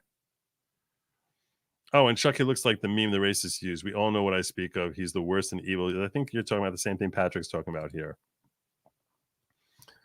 He's the worst and evil beyond belief. He is. He is. Bipartisan bill equals uniparty gets what they want. Very bipartisan bill means, hey, even the plebes get scraps this time. Well said. Rhinos, not ginos, autocorrect. Yeah. My question is, why all this crap in the same bill? Make separate bills for each. It's almost like blackmail. That's exactly what it is. It's because if they split it up, everyone knows that that signing off for Ukraine would everyone would just, their stomachs would lurch. they feel like, oh, okay, you know what? The people who are screaming out the border is like the MAGA contingency. So we called Southern Border Crisis remedies. So maybe that'll pass muster with them. They're too stupid. They're a bunch of hicks. They don't know anything. They don't know any better. Boot ginos to prevent neocon bipartisan lines. Yeah. Bipartisan bill equal as we got that. That's right. I missed that. Boot. So you're saying boot rhinos to prevent neocon bipartisan lines. That's what you meant. Oh, don't worry about that. My question is, why all this crap in this? We got this. Sorry about that. Washington Post posted a graph of where the money is going. The total graph equals 111.6 billion. There's 6.4 billion that is unlisted. Sounds like the money that we sent to Ukraine, which just seems to go nowhere. Just seems to vanish. Do you understand the way Chuck approached to Judaism? Well, I see you're a member for a month, so there you go. His approach to Judaism is that it's like as a cultural Jew, I believe. That's how he looks at it. Like, oh, isn't that pretty? Isn't a menorah pretty? Oh, let's eat a matzah. Sounds like the bill's purpose to prevent Trump from being able to close the border. See, I don't think it would stop him because you can go above and beyond. But it's an interesting thought. You're saying the minimum 1,400. He could just decide, oh, that's an interesting thought, to stop him, that if he wins, he can close the border for less than 1,400. I didn't even think of that. It's an interesting point. It's a really interesting point. Because of the threats of sending us to war if we don't pass this, it would be extortion, not blackmail, right? To get some lawyer talk in. It would be extortion. If we hit like we do, if we hit like, do we get more Kool-Aid? There's no Kool-Aid. There's no Kool-Aid. This is not at all a cult type of cult. I don't know what they told you about Kool-Aid. There's no cherry Kool-Aid, no lime Kool-Aid. There's no Kool-Aid. No Kool-Aid. Because this is not at all a cult type of cult. Everyone knows that. Everybody knows that. Not at all a cult type of cult. Let's go check out Bret Weinstein. Bret Weinstein. We're going to skip through parts of this because it's already 11:38 and this video is over an hour long.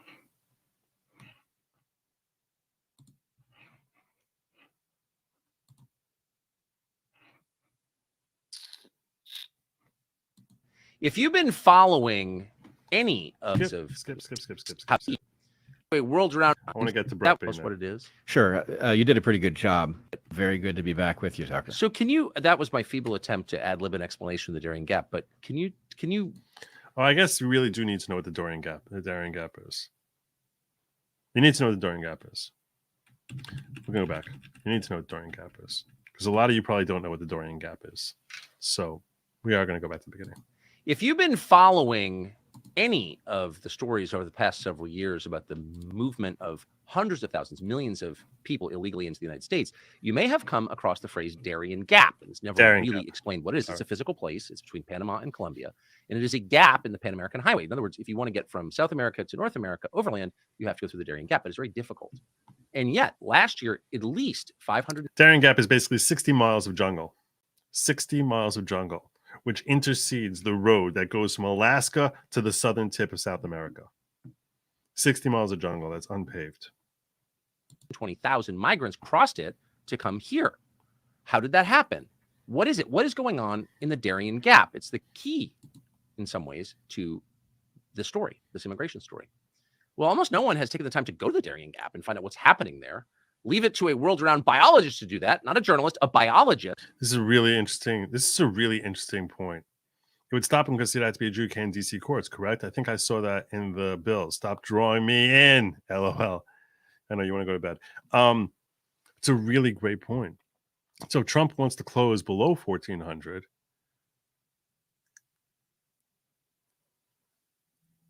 What he could do is he could refuse to declare the emergency.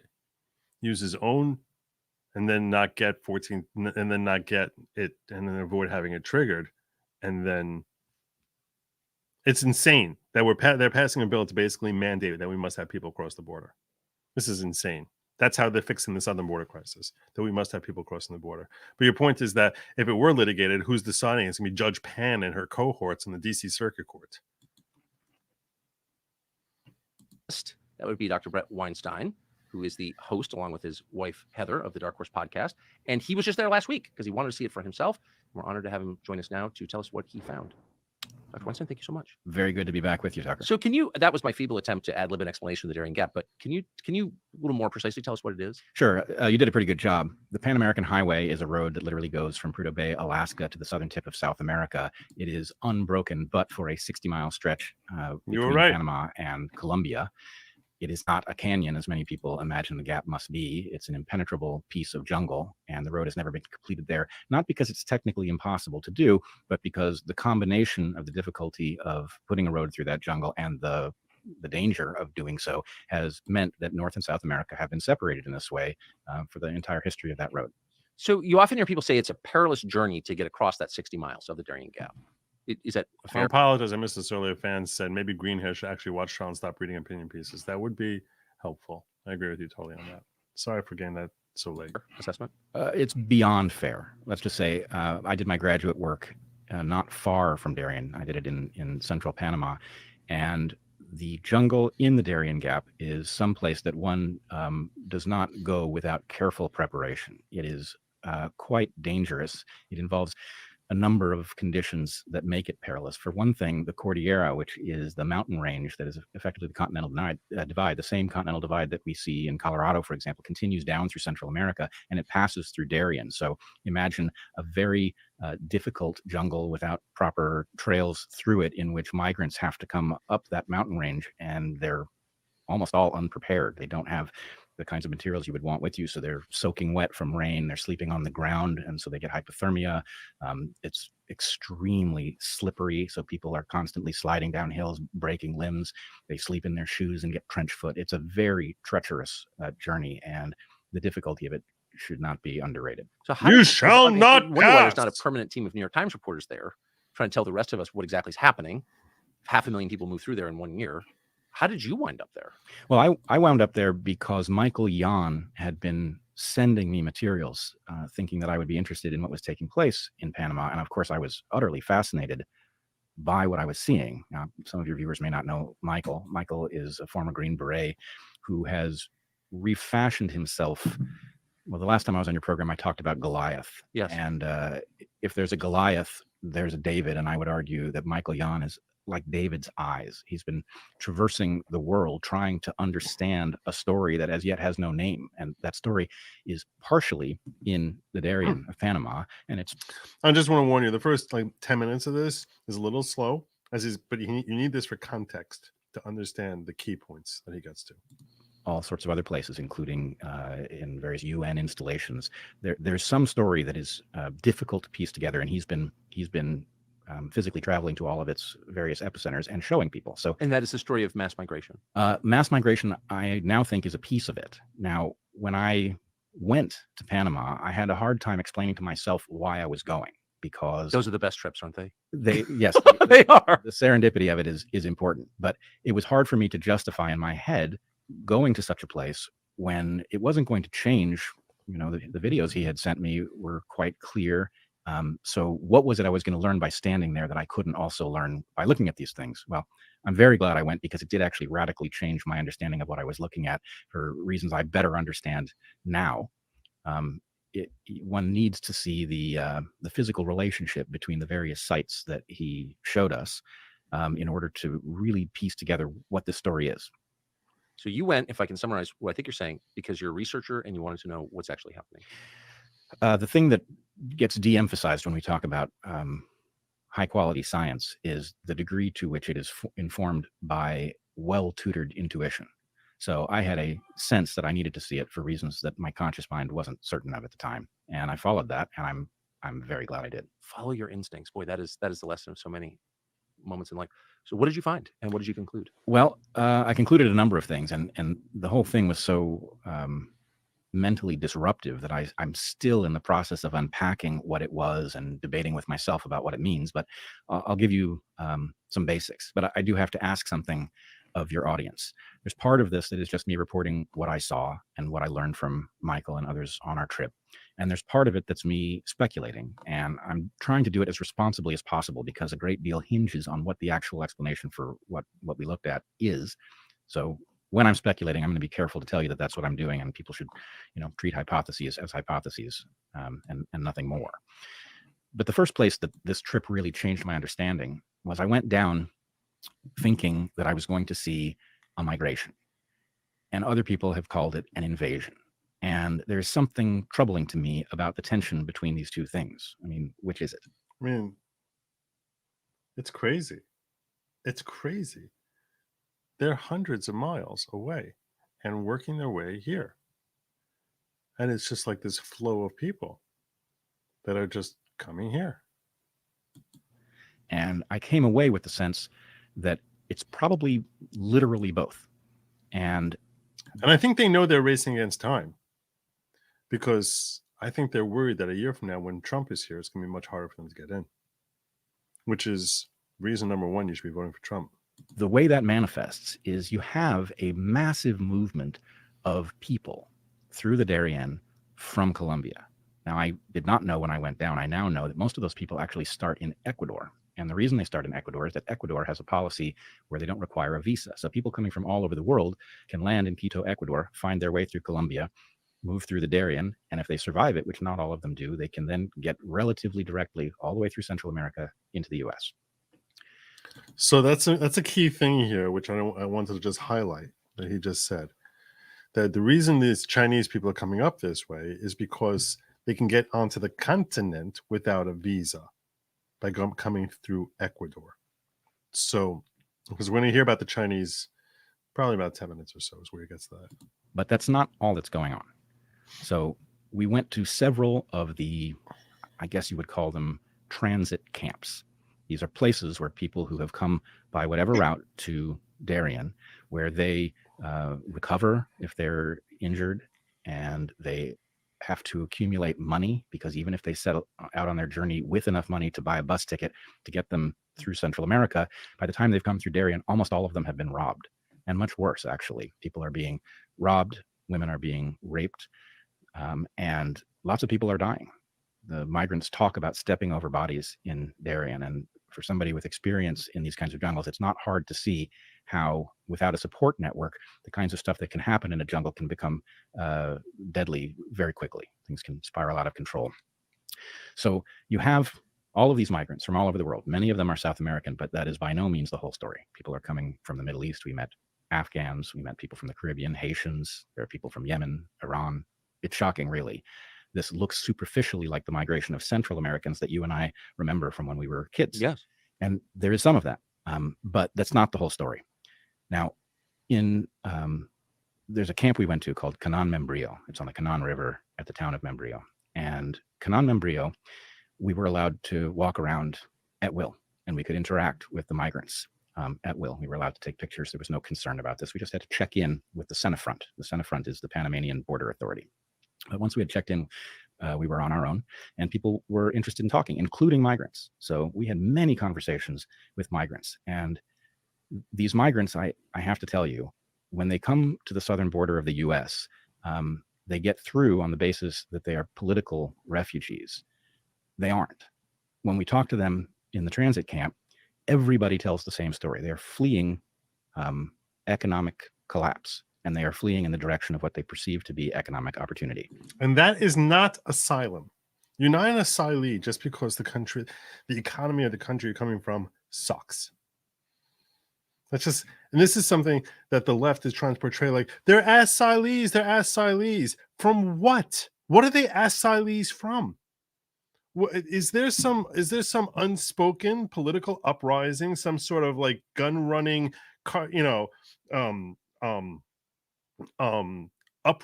of a takeover of a country in Ecuador? What are they asylees from? And if they are asylees, they're supposed to stop at the first country they get to, not go through 47 till they get to the country of their choice. And of course, in American law, these two things are very different. We protect people who are seeking political asylum, but we do not offer automatic economic asylum. And the reason for that is fairly clear, which is that in order to protect people economically, we end up robbing Americans of their economic well-being. And that's just not something that people are entitled to, no matter how much compassion you may have right. for people fleeing Venezuela. It is not our responsibility, especially not without some sort of a plan, an agreement about how many people are going to come through and in what way we're going to take care of them and how that's going to get paid for. We don't do that. But in any case, you get the same story from everybody. They're fleeing an economic crisis, and they're moving north, and many of them have terrible stories about what happened to them in the Darien Gap. So that's one thing. And you see, when you go into this Camp Canam Brio, you see the hallmark of the international community. You see NGO emblems all over the place, proudly American flags. They've paid for the water system, the toilets that are there.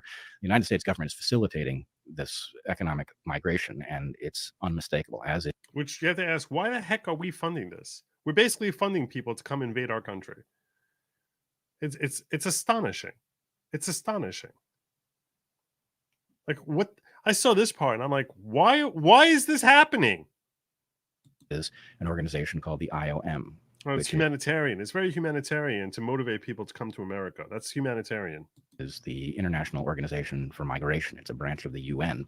And if you read their charter, you will discover that this organization believes that migration is an inherently good thing, that it's always good. And so they see it as their job to bring it about, to facilitate it. Yeah. And in this case, that's particularly tragic because their desire to induce people to migrate is causing people who are woefully unprepared for the Darien Gap to try to make that journey. And it's very humanitarian. 7 through 60 miles of Darien Gap, where they're likely to be raped, robbed if they survive. It's very humanitarian. So they're going to have economic. So they basically can come here and get the economic blessings from your pocket. This is all that's very justice. That's real justice. That's justice. The humanitarian tragedy is immense. So the UN, of which the United States is, I think, the largest donor by far, is paying for this with the U.S. government. Yep, apparently they are. Now, Panamanians are largely unaware. Some are aware that there's a migration, but in large measure, this migration, once it gets through the Darien Gap, boards buses, and effectively what I now understand is that all of the countries in Central America are effectively waving the migrants through because those migrants are not going to stop in these countries. It's not just Mexico.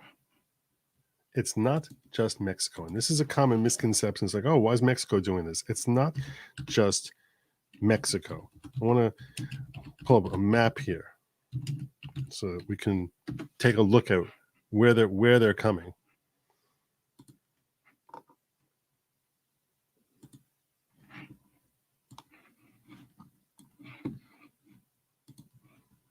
Panama, Costa Rica, Nicaragua, Honduras, El Salvador, Guatemala, Mexico. Just zipping right through here. Zipping right through. It's not just Mexico.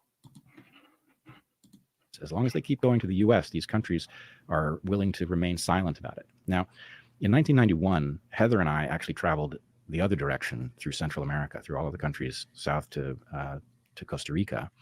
And all of those borders are tightly controlled. Oh, I've been, yeah. And so it is very surprising to find those controls are effectively. Yeah, they don't let people just come through who are going to stop there. Oh, you're just going through to America. That's fine. That's fine. You can just keep going along. It's like the Capitol Police on January 6th. Come along. Come on. Feel free. This way. Use this entrance. Did here. That's clearly the result of a massive coordination. And of course, it's resulting in a large migration. But what I was going to tell you about the fact that this migration doesn't appear to me to be just one thing is that we went to another camp called San Vicente. And everything in San Vicente. Here we go. Now we start talking about China. Vicente is different than it was at Canam Brio. San Vicente, first of all, it's not a town. This is a camp that is built as a transit camp. It's built of containers and various objects to house people. And it is almost entirely Chinese. Now, there were Chinese folks. Chinese. That's a long way from China. It sure is. And what's more, in this camp, the rule that you're able to go in and walk around and talk to people is not in evidence. The Senafront, the Panamanian border control, actually forbid us to go into the camp. So we had to stay on the outside of it. We were also forbidden to photograph it. So what photographs we have were taken covertly. But the most striking thing, Wait, may I ask this? So is it the government of China? Do you believe that's funding this? well, let me tell you the other thing I found, and then I think the answer to that will become clearer. Outside of the San Vicente camp, the Chinese migrants are, you can interact with them. There are a couple of shops where they go to buy water or snacks or whatever. And so you can interact with them at those places. They are the opposite of forthcoming. They have no interest in talking to outsiders. And I've been to dangerous places before. I've been to places where people fear their government and can't talk to you because they feel it's not safe. This didn't feel like that at all. This felt like people who did not want to share information because it would be a mistake to do so. And what's more, there was an incident where Michael, who has lived in China, he's been all over the world, and he started up or tried to start up a conversation with a guy who claimed to be from Korea. And Michael tripped him up and got him to speak Chinese. And then there was uproarious laughter at the fact that he had tried to pull this caper on Michael. So it is not a friendly migration. These Chinese folks who are overwhelmingly male, military age, there are women present. I realized only this morning that in thinking back, I saw few, if any, children in the Chinese migration. They were everywhere in the other places we visited, but they were not present, as far as I remember, in the San Vicente camp. They're not part of the 1400. They're not part of the 1400. They can come in free and clear, no matter how tightly we close the border under this stupid bill. So what I have pieced together, and this is a place where I'm going to speculate. This is a hypothesis. This is not a conclusion. But what I began to suspect was that the Chinese migration is actually being cloaked by the economic migration coming from South America. And that is consistent with the observation that it has some different motivation. I learned from Michael that the Chinese migrants in the San Vicente camp largely bypassed the Darien.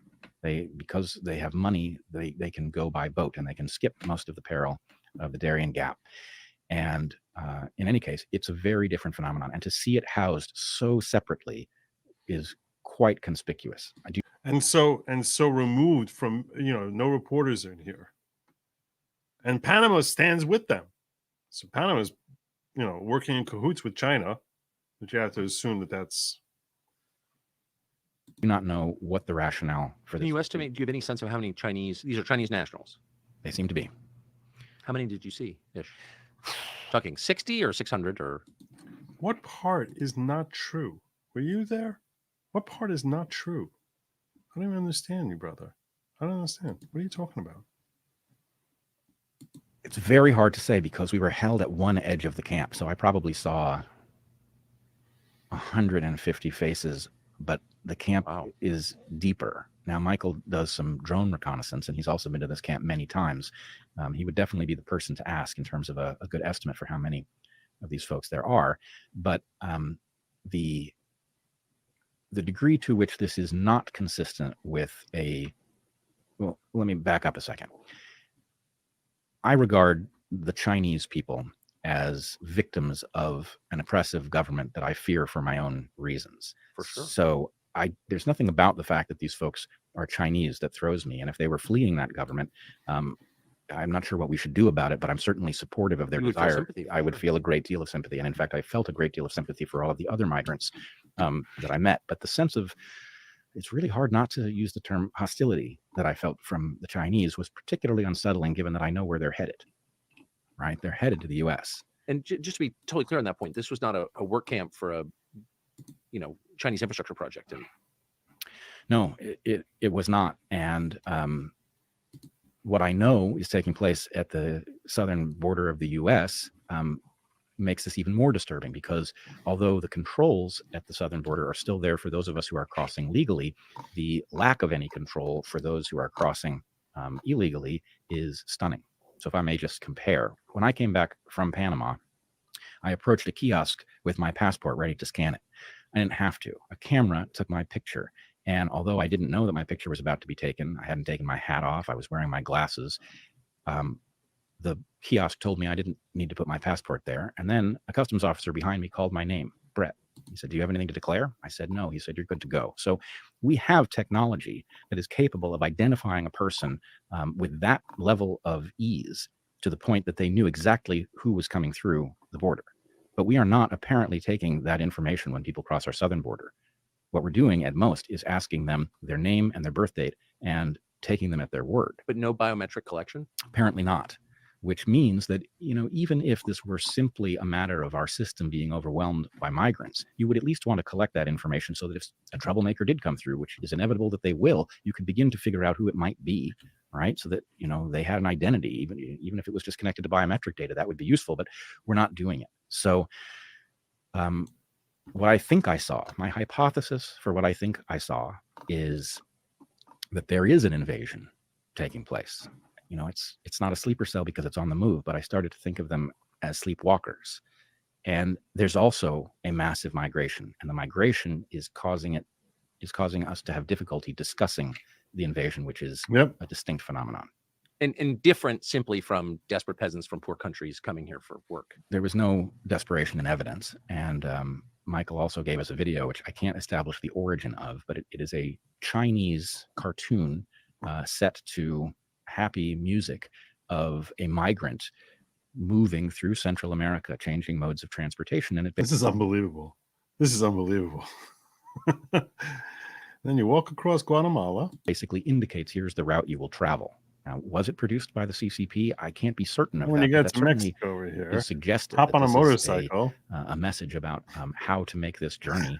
For what purpose, I don't know. But I do not believe that the people I encountered had there left you go, China California. Here I come. Government. I believe their government has some reason to. It's hilarious. That video is hilarious. Have facilitated. But the administration must be aware of this. Our administration? Yes. It is, but here's the problem I've been wrestling with. It used to be that it was hard to convince people that our system was deeply corrupt. Back in the days when those of us who were focused on this issue used to talk about campaign finance reform, right? It was a problem, that you could grapple with. It was of that scale. Now it's like a whole different level of corruption, right? And here's Pisco, who was claiming, said, no, this is not true. It's not true. Not true. Factually untrue. All right. Explain this.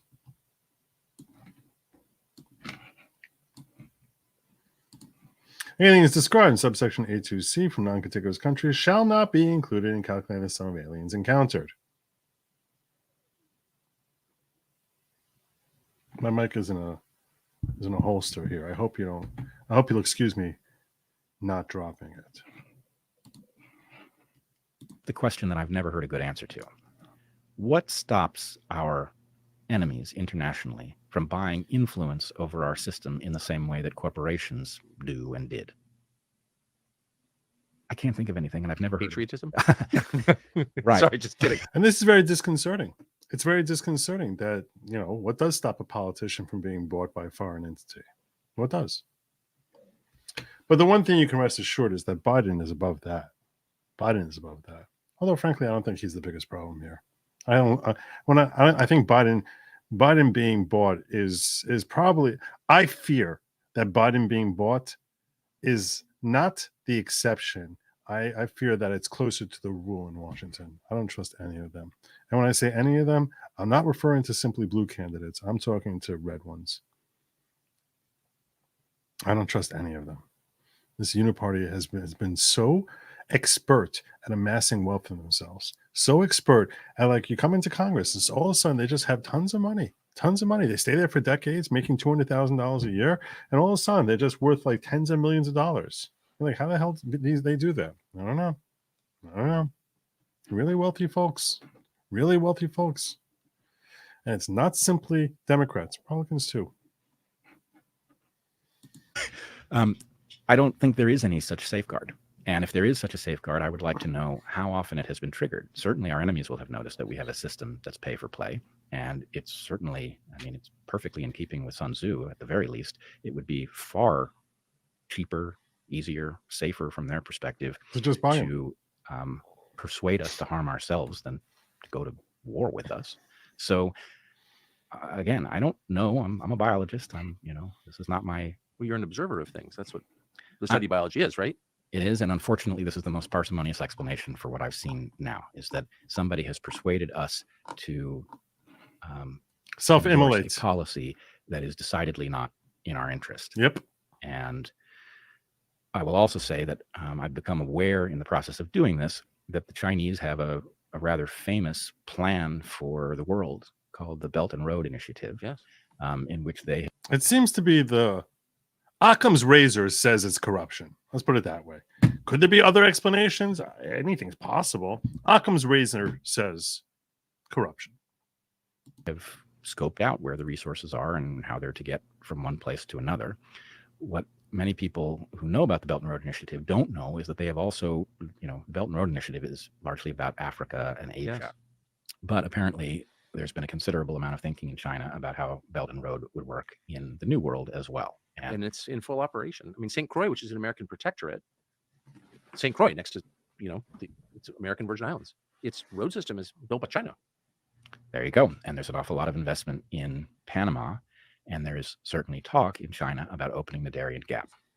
Opening it, paving it. Paving it, right. And another thing that Michael showed us, which it's maybe the most surprising thing I saw, is a bridge building project at Yavitsa, which is the town at the very end of the Pan American Highway in Darien. So there is a massive bridge being built. Not a bamboo and vine bridge. Oh no, this is a massive concrete and steel highway bridge being built over the Chuquenake River into the Darien. What's on the other side is impenetrable jungle and a few villages. So you have to ask yourself, why would someone be investing millions of dollars, tens of millions of dollars in building a massive bridge into a jungle? This bridge does not make any sense. So, any idea who's paying for that? That is much less clear. There are no signs. Most people in Panama are completely unaware that any such project exists. There are no proud signs as there are in the transit camps. I will say we spoke to the foreman of the project. I mean, the project is actually pretty impressive. It's a construction site. Nobody's standing around. They are building a bridge, and they are doing so impressively. Do the workers seem to be local Panamanians? They do. The foreman was Panamanian, and we asked him what the purpose of the bridge was. And he didn't know, but he speculated that it was to bring yucca from Darien, from the villages on the other side, into Panama. That's a low margin agricultural product for those who are watching. It doesn't justify a steel reinforced bridge across the river. There's nothing about this that makes any sense. I mean, yucca, it's like a potato. Yeah. It grows all over Panama, indeed all over the world's tropics. There would be no reason to grow it in Darien. In fact, there are very good reasons not to encourage more of it to be grown in Darien, given the priceless habitat that will be cleared to grow yucca there for no good reason. There's lots of better places to do it. So what I was left with is the sense that there's a bridge going in, and it has a purpose that has not been shared with the Panamanians. That purpose really has to be, as far as I can tell, it's got to be one of two things. Either this is about bringing lumber out of Darien National Park, which would be obscene. Cutting hardwood. This is priceless hardwood. Yep. That is in part still standing because it is such a difficult jungle to access. So it's possible that somebody has targeted that wood and not told the Panamanians, and they're building this bridge for that purpose. But the other potential purpose is that they're intending to finish the Pan American Highway through Darien, which is something that would certainly need to be discussed to be reasonable. Mm-hmm. Now, in the aftermath of our trip, Ann Vandersteel put up a video sharing just a view of this construction site and her perspective on it. And this caused a small scandal in Panama because the Panamanians weren't aware, and suddenly this was on the internet, and they were talking about what is this bridge at the southern end of the Pan American Highway in Panama. And the Panamanians claimed that it was just to reach the villages on the other side. So I'm left with the very odd sense that their cover story is that this is a boondoggle, right? If this was a boondoggle and they were just putting money into a project that meant nothing, then that would explain the bridge. So a boondoggle is when you invest a lot of money just for the purpose of spending money. So that's essentially bridge to nowhere. But this didn't look like to give jobs. This looked like somebody wanted the bridge, and given the Belt and Road Initiative, Tax purposes in and theory. the sense that the Chinese have about what the future should look like and in which direction resources should move and for what purpose. It's hard for me not to connect the dots between these things, right? You have a massive migration of people, labor. You have a likely invasion of. The point that some have made is that if this southern border bill gets passed, in theory, it might be automatically triggered. And when it's automatically, the emergency authorization portion of it, the border emergency authorization, if that gets triggered, you must allow in 1,400 people per day. So, that's how we're protecting our border, by mandating. And tell me which part of this I'm misleading my audience about, Pisco. Tell me the part where I got this wrong, where it mandates 1,400 people per day. So in theory, the concern is that it'll get triggered because there'll be so many people trying to come in through a port of entry. And when it gets triggered, in that case, you have to have it. You have to allow in now 1,400 people per day. And at that point, you basically that Trump, if he tries to stop the 1,400 per day, could be taken to court that he's closing down the border too much. And if he tries fighting it, he has to go to DC. He has to go to some court in DC, because under the terms of the statute of this statute, it can only be determined by a DC court, not in the South. No, not where it's actually happening. No. For one reason or another, this has to go to DC, so that Judge Pan can sit over it.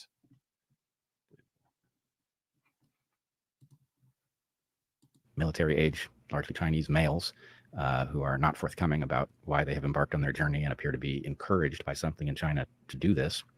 So, I don't know. Is there, given what you're describing and what you saw with your own eyes, doubtless you have seen Senator Dick Durbin of Illinois' comments in the Senate where he said, "Hey, we should let people who came here illegally join the U.S. military." What does that make you think? Well, this makes me think back to the COVID crisis and some thoughts that I was developing then about the insanity of throwing highly trained people, in many cases, out of the US military for refusing to take the so-called vaccines. Now, my sense at the time was that It's one key. It's a way that they can basically make sure that it'll basically go the way of whichever administration DC is going to favor. Yeah.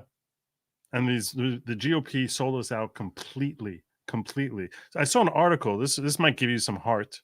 You want some heart? You got a 1-year-old, you're feeling angry? I'll give you some heart. Apparently, GOP's money is drying up because people are stopping their donations to Win Red, which is what they should do. Dry them up completely. They suck. So, yeah, never give money to Win Red. Never give money to Mitch McConnell or anything that's related to Mitch McConnell. Because they don't care about you any more than any of the Democrats sitting there, any more than Chuck Schumer's of the world care about you. They don't give the slightest damn about you. All they care about is themselves. So maybe that'll make you feel better. And Win Red is drying up. that likely had the purpose of getting rid of the kinds of people who refuse Yes. moral orders. That's right. And that it created a much more compliant. And one more thing I want to say to you, hi, madam. And that is that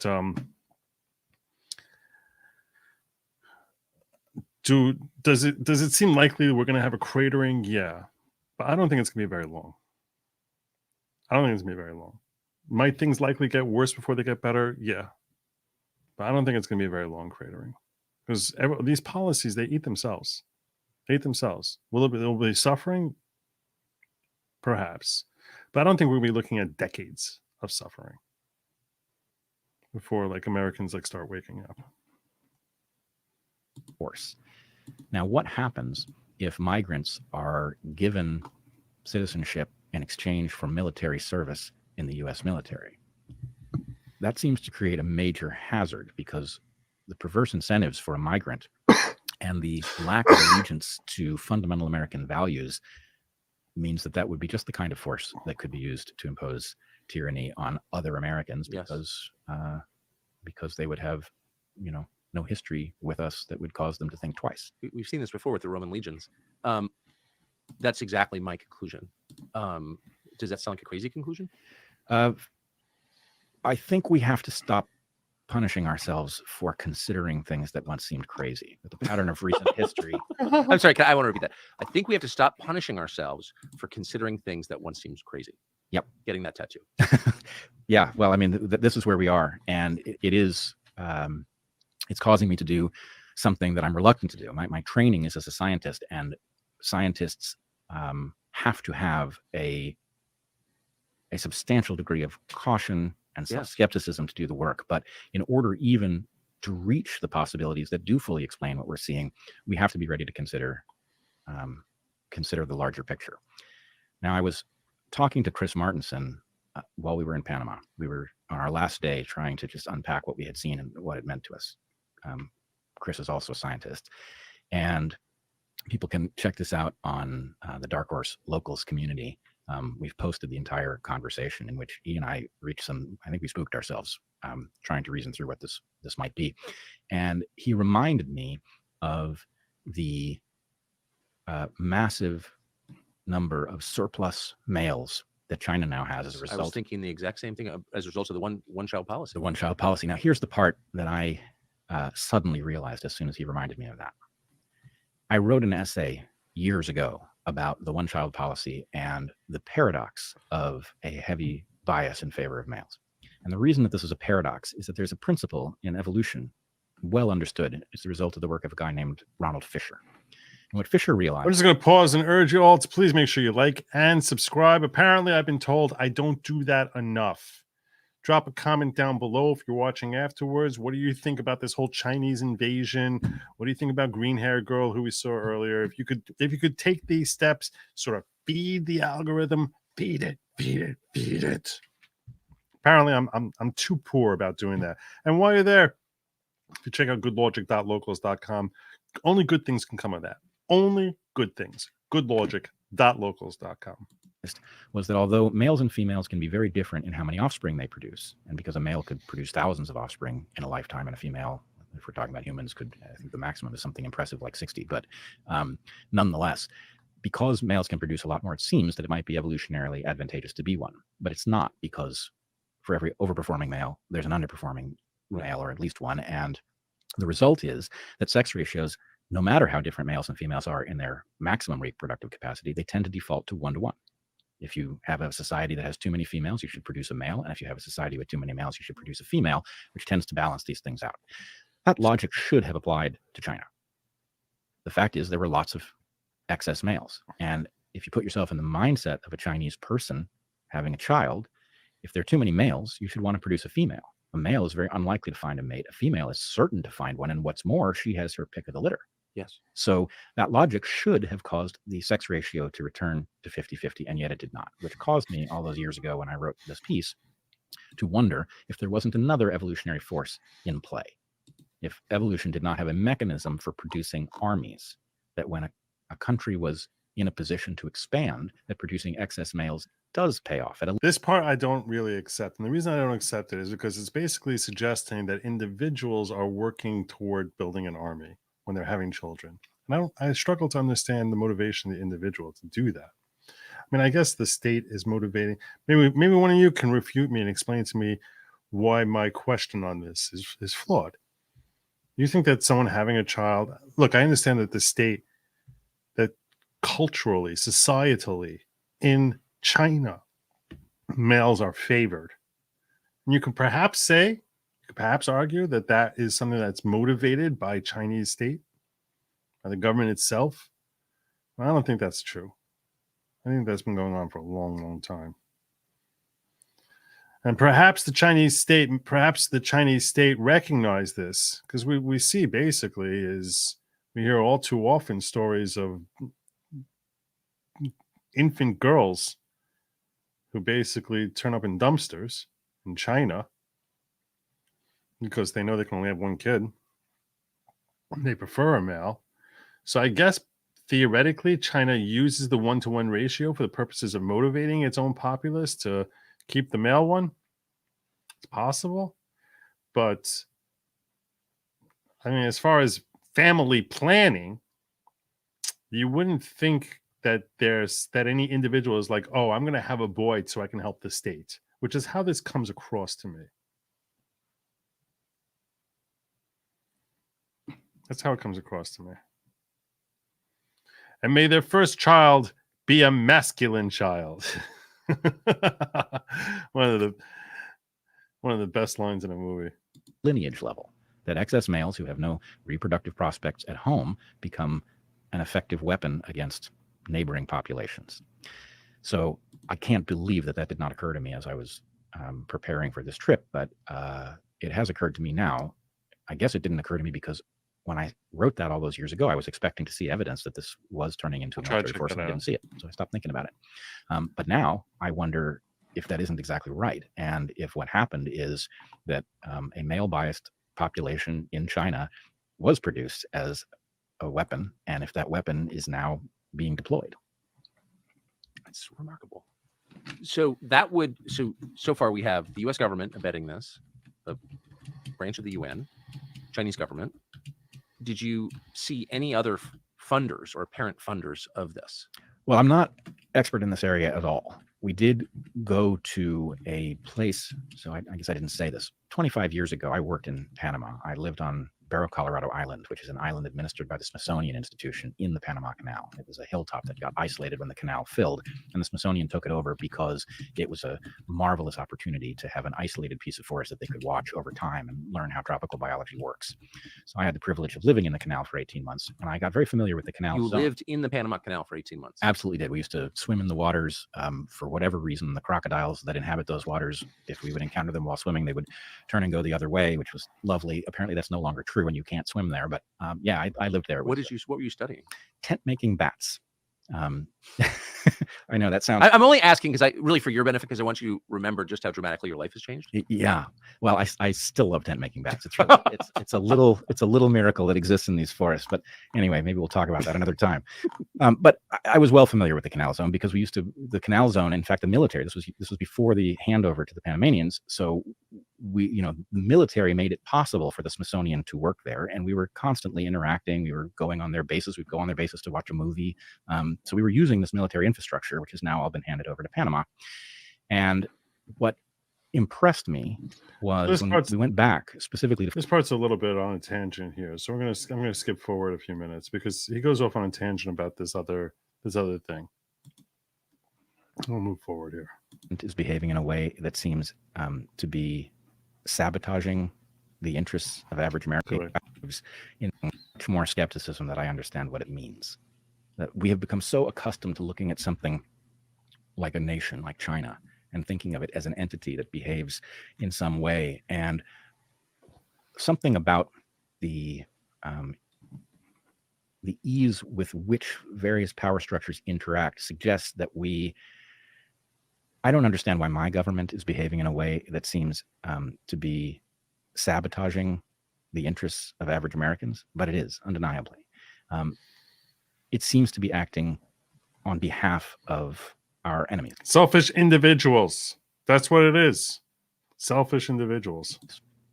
I don't know whether that could conceivably be because there's actually hostility. I doubt it. But my guess is what there is just a rampant outbreak of amorality where people are willing to do whatever is expedient. And that has made the game rather easy for powers that be elsewhere. And I don't know where the analysis becomes absurd. I have watched policy on the West Coast make the quality of life drop spectacularly. Yep. So that people are fleeing, including wealthy people. And I look at wealthy people fleeing California, for example, and I think something about this story doesn't add up. It's rather a lot like building up a population with too many males. There's something else that explains this, because at the end of the day, wealthy elites are going to end up with the best real estate.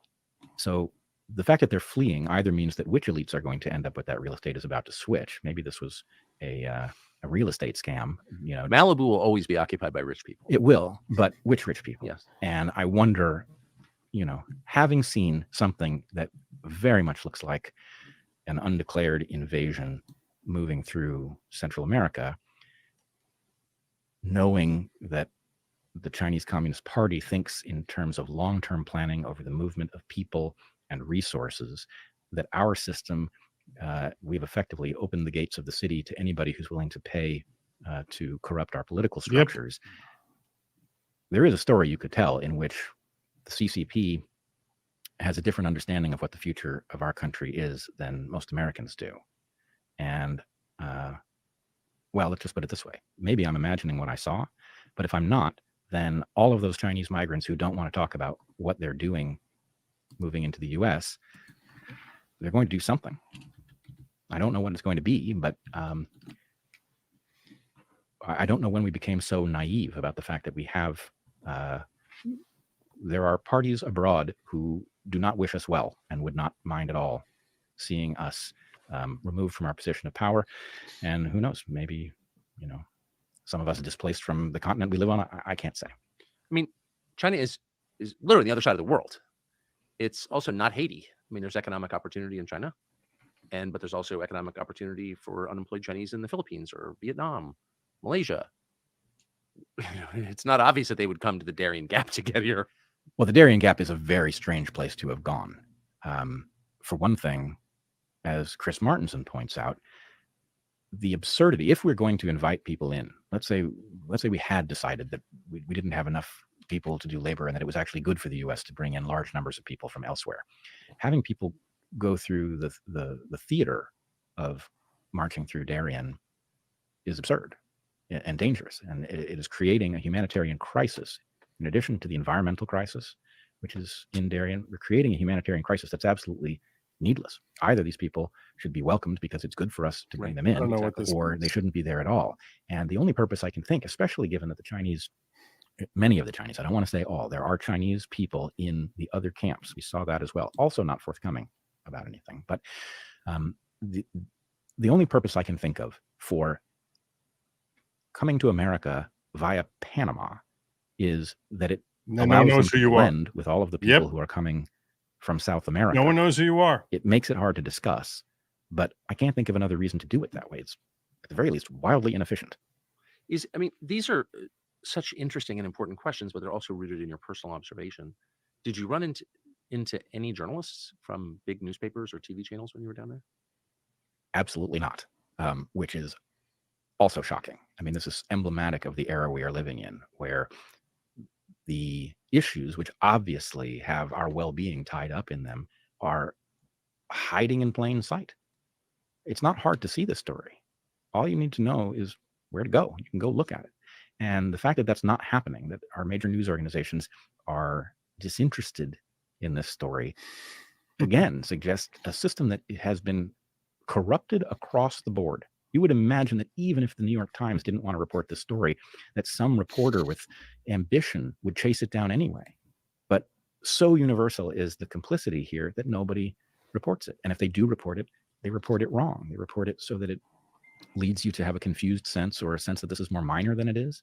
But we're talking literally about millions of people, and millions of people is not a minor issue, you know, in a country with 300 million. Right? This is a major demographic shift, one way or the other. Yeah, and a permanent one. What did you hear about the cartels when you were down there? We hear a lot about them in this country, but in pretty non-specific terms. We heard that they were present, and I don't think that's a new phenomenon. We also heard, so there's a lot of what we would call coyotes at our southern border are called snakeheads.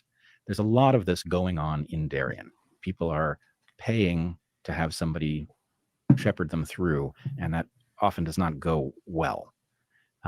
So they're present. The cartels appear to be making a great deal of money from this. They're probably not happy to have it discussed. I don't know what that implies.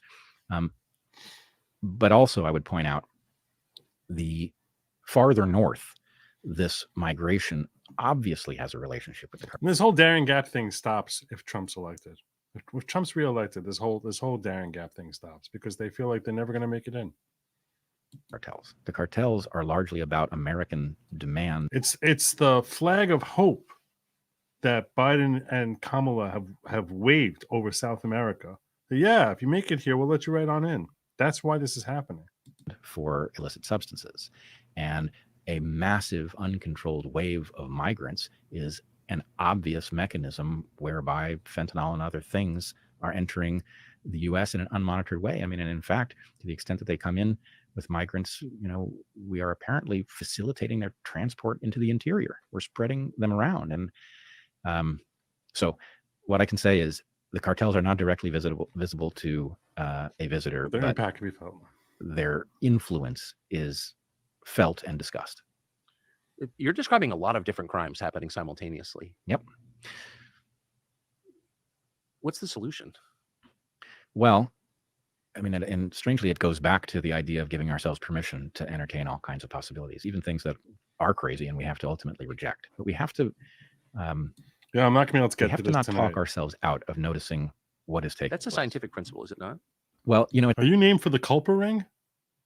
Is that what? Because that's what your picture looks like. Base name, Culper. Sam Culper. Culper ring. it's funny. Scientists are losing their way as well, and I Of course. think how science is actually done is being forgotten. And I think we are actually literally in a cryptic dark age. Now, every dark age has a small number of people, I call them keepers of the flame, who do remember how to do science and keep that knowledge alive in one way or another. But it's time to dust it off and bring it out into the mainstream. And the toolkit for figuring out what a story like this means is not different from the toolkit you use to figure out what's going on in a tropical forest. It's hypothesis testing. And what you don't want, people have heard from me now, they've heard some things, they may be shocked by them. You don't know. This is one person's view of what they saw. What you really want is many people to have seen it, and then you want them to pool their understanding, to point out what doesn't make sense about one story, one explanation, or another. That's the process. And the fewer of us who are on the case, the worse we're going to do. And that we should just expect that. So the first answer is just wake up. Something is afoot that none of us have seen before, even to the extent that there are echoes of historical processes here. That's why I'm sharing this. Much of this It's a PSA. is quite new. I mean, for one thing, a mass migration through a dense jungle where people have been informed about how to transit it, by cell phone, where money can be wired by Western Union to buy yourself a bus ticket after you've been robbed by bandits in the forest. All right, this is some weird combination of very low tech and very high tech. What percentage of the migrants have smartphones? Well, I don't know, but my guess is much larger percentage have them at the beginning of their trek than have them at the end. In part, that's because of rampant theft. Yeah, I talked to a woman. Her name was Jen. She's Venezuelan. She was a college student in Venezuela and is fleeing the collapse of her society. She was robbed of everything she had in Darien. I'm almost certain she was raped. I didn't ask her, but I told her that. Joe, please wish me luck for my evidence exam in 90 minutes. I'm super nervous. Good luck, Callie. Intus Mortuus. That's definitely some sort of cartoon character, I think. That's my guess. It's an anime character that everyone else but me knows. Good luck to you. I'll tell you that, evidence is an important one. So, but you're going to nail it. You're going to nail it. Just don't stress. The key to all these tests is don't stress. Just dig deep into your knowledge. Remember what a verbal act is. And, remember a hearsay can basically apply to anything that's an out-of-court statement that is provided as being offered for the purposes of establishing the truth of the matter that's been asserted. You'll be fine. I'll nail it. Right? You got it. You got this. You got this. Good luck to you. 90 minutes. What time zone are you in? I thought her journey had been more perilous than she shared, and she confirmed that. And I think we both knew what I was talking about. But in any case, she lost her phone to bandits. But the other thing that happens is the exhaustion that people who are unprepared for the Darien Gap experience in struggling up these mud doesn't even describe it. The clay in these soils is such that you just imagine incredibly slippery faces, that are being drenched in rain on a daily basis. People are so exhausted that they Happy birthday! Rid themselves of the possessions that they thought 18. They would somehow cool. bring through. Well, thank you. And thank you for the drawing. They lose their shoes. They drop all of their possessions. Happy birthday, Hatsy. So in any case, I would say probably most of them have phones when they embark, and I have no idea what the percentage that actually keep. What is it doing to the environment, to the landscape? It's a catastrophe. I mean, it's certainly going to be limited at this point to I think there are 3 major routes through the Darien Gap at the moment. They are absolutely littered with trash and bodies, and it's apparently quite hellish. In fact, Jen told me that on her trek, she spoke pretty good English. She said that she didn't see a single animal. I'm sure she meant mammal, but the idea of walking across Darien and not seeing a single mammal suggests that this is just absolutely devastating. Now, it's nothing compared to what will happen if a road gets put through. Roads have a very well understood impact on a forest like this. Once you have roads, you're going to have hunters, and they're going to empty the forest. You're going to have empty forest syndrome. After that, you're going to have loggers. They're going to be pulling out all of these priceless tropical hardwoods. You're going to get miners who are going to illegally go in there and mine and leave big tailing piles and toxins. It's a devastating impact. At the moment, my guess would be that the forest is rescuable, but the process has to stop. If it continues to go down this road, it will be unsavable. Has the government of Panama said anything about this? I mean, it's their territory. Mostly they don't say anything. And what we were told was that this was kind of the deal, that if they ushered people through, they facilitated their movement, then those people would keep going. And this is a temporary cost for Panama. I think if the people of Panama thought that the migration was going to stop and they were going to have to absorb all of these migrants, there would be riots in the streets. That's my guess. Panama's, for other Stop them at the reasons, border. rather perilous situation. Does that make sense? After the handover, the Panamanians upgraded the canal. And they did so according to plans that Americans had drawn up. They put in a 3rd lane for boat traffic. But so every time a boat transits the canal, a huge amount of water is lost in the process of lifting and lowering boats. When the Americans drew up the plans for a 3rd lane, which the Americans did not complete, the Panamanians now have, it involved the damming of a 2nd river to provide more water. So that never happened. Panama is now in a drought. And the drought, combined with the massive extra losses of water, is resulting in the Panama Canal having greatly reduced traffic, which is a huge hit to the Panamanian economy, because each of the ships that transits the canal hands over a huge pile of cash to be allowed to do it. And this is a major piece of the Panamanian economy. We're at the beginning of the dry season. I don't know what's going to happen by the end of the dry season, but it may go from a greatly reduced number of transits per day to, I don't know, could it go to none? Maybe.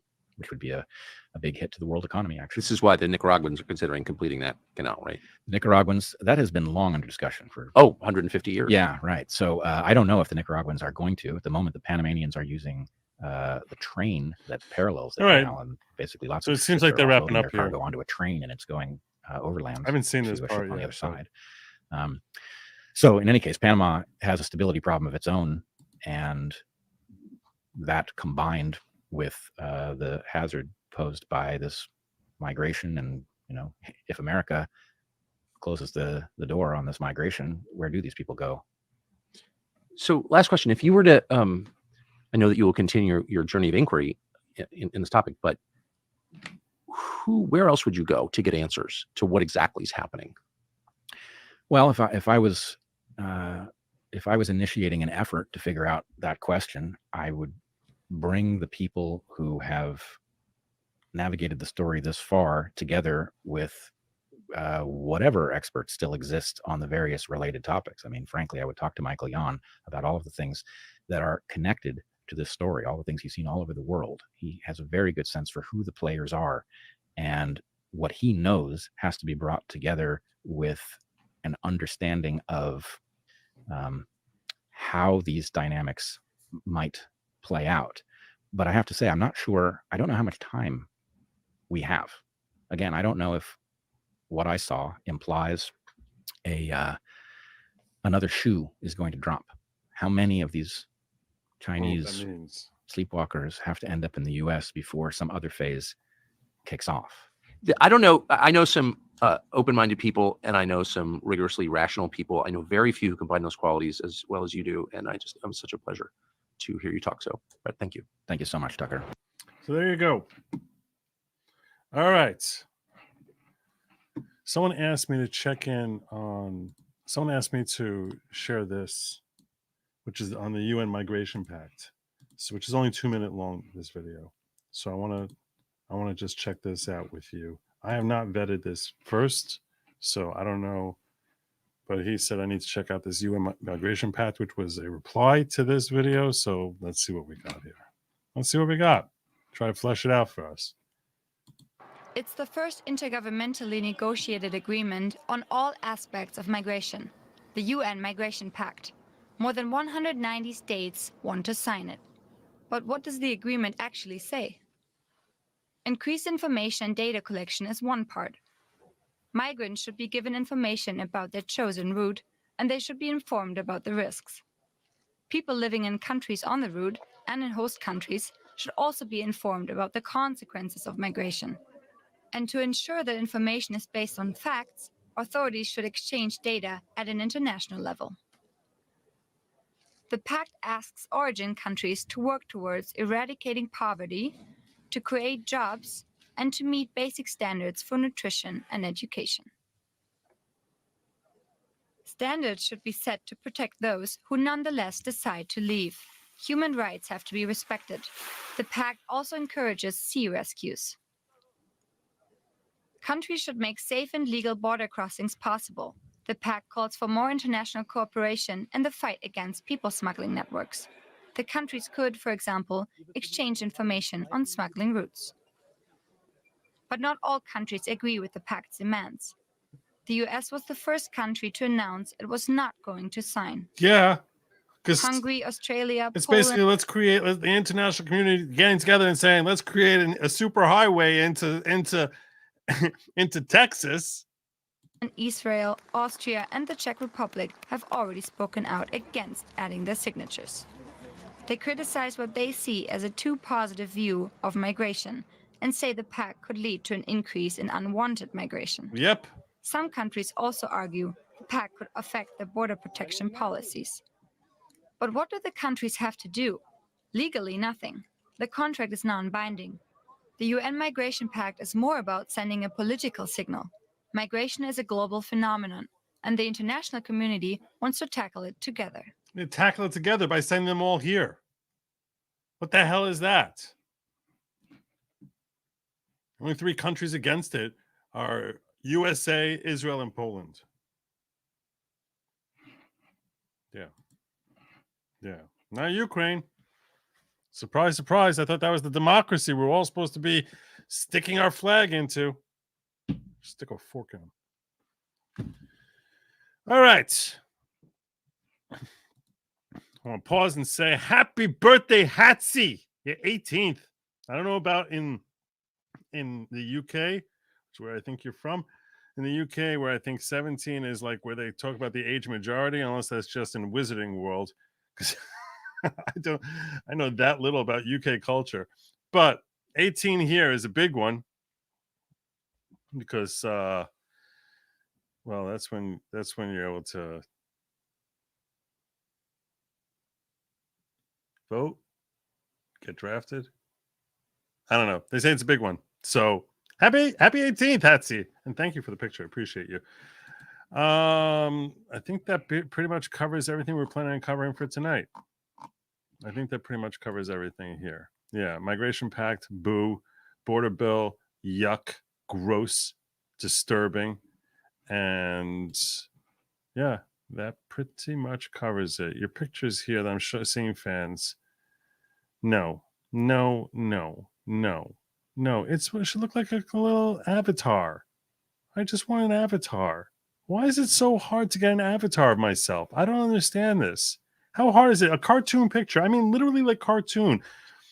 Like just, basic, that if you basically described tapered beard, white on the tip, reddish brown everywhere else, NYPD hat, green eyes, face shaped like, I don't know, home plate. How hard is this? This should not be hard. This should be something anyone can do. Anyone who's not like complete, I don't understand why this is like the most impossible thing in the world, but apparently it is. It's so hard. Oh my gosh. Literally a we or a me, M-I-I, kind of thing. Shouldn't be that hard. Apparently it is.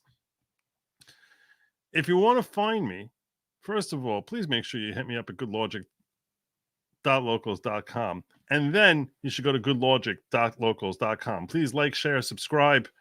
Drop a comment. Tell me whether or not you're in favor of the Migration Pact or the Southern Border Bill. Sell me on something that you think I'm wrong. Tell me why Green Hair Girl is actually really super based. I don't know.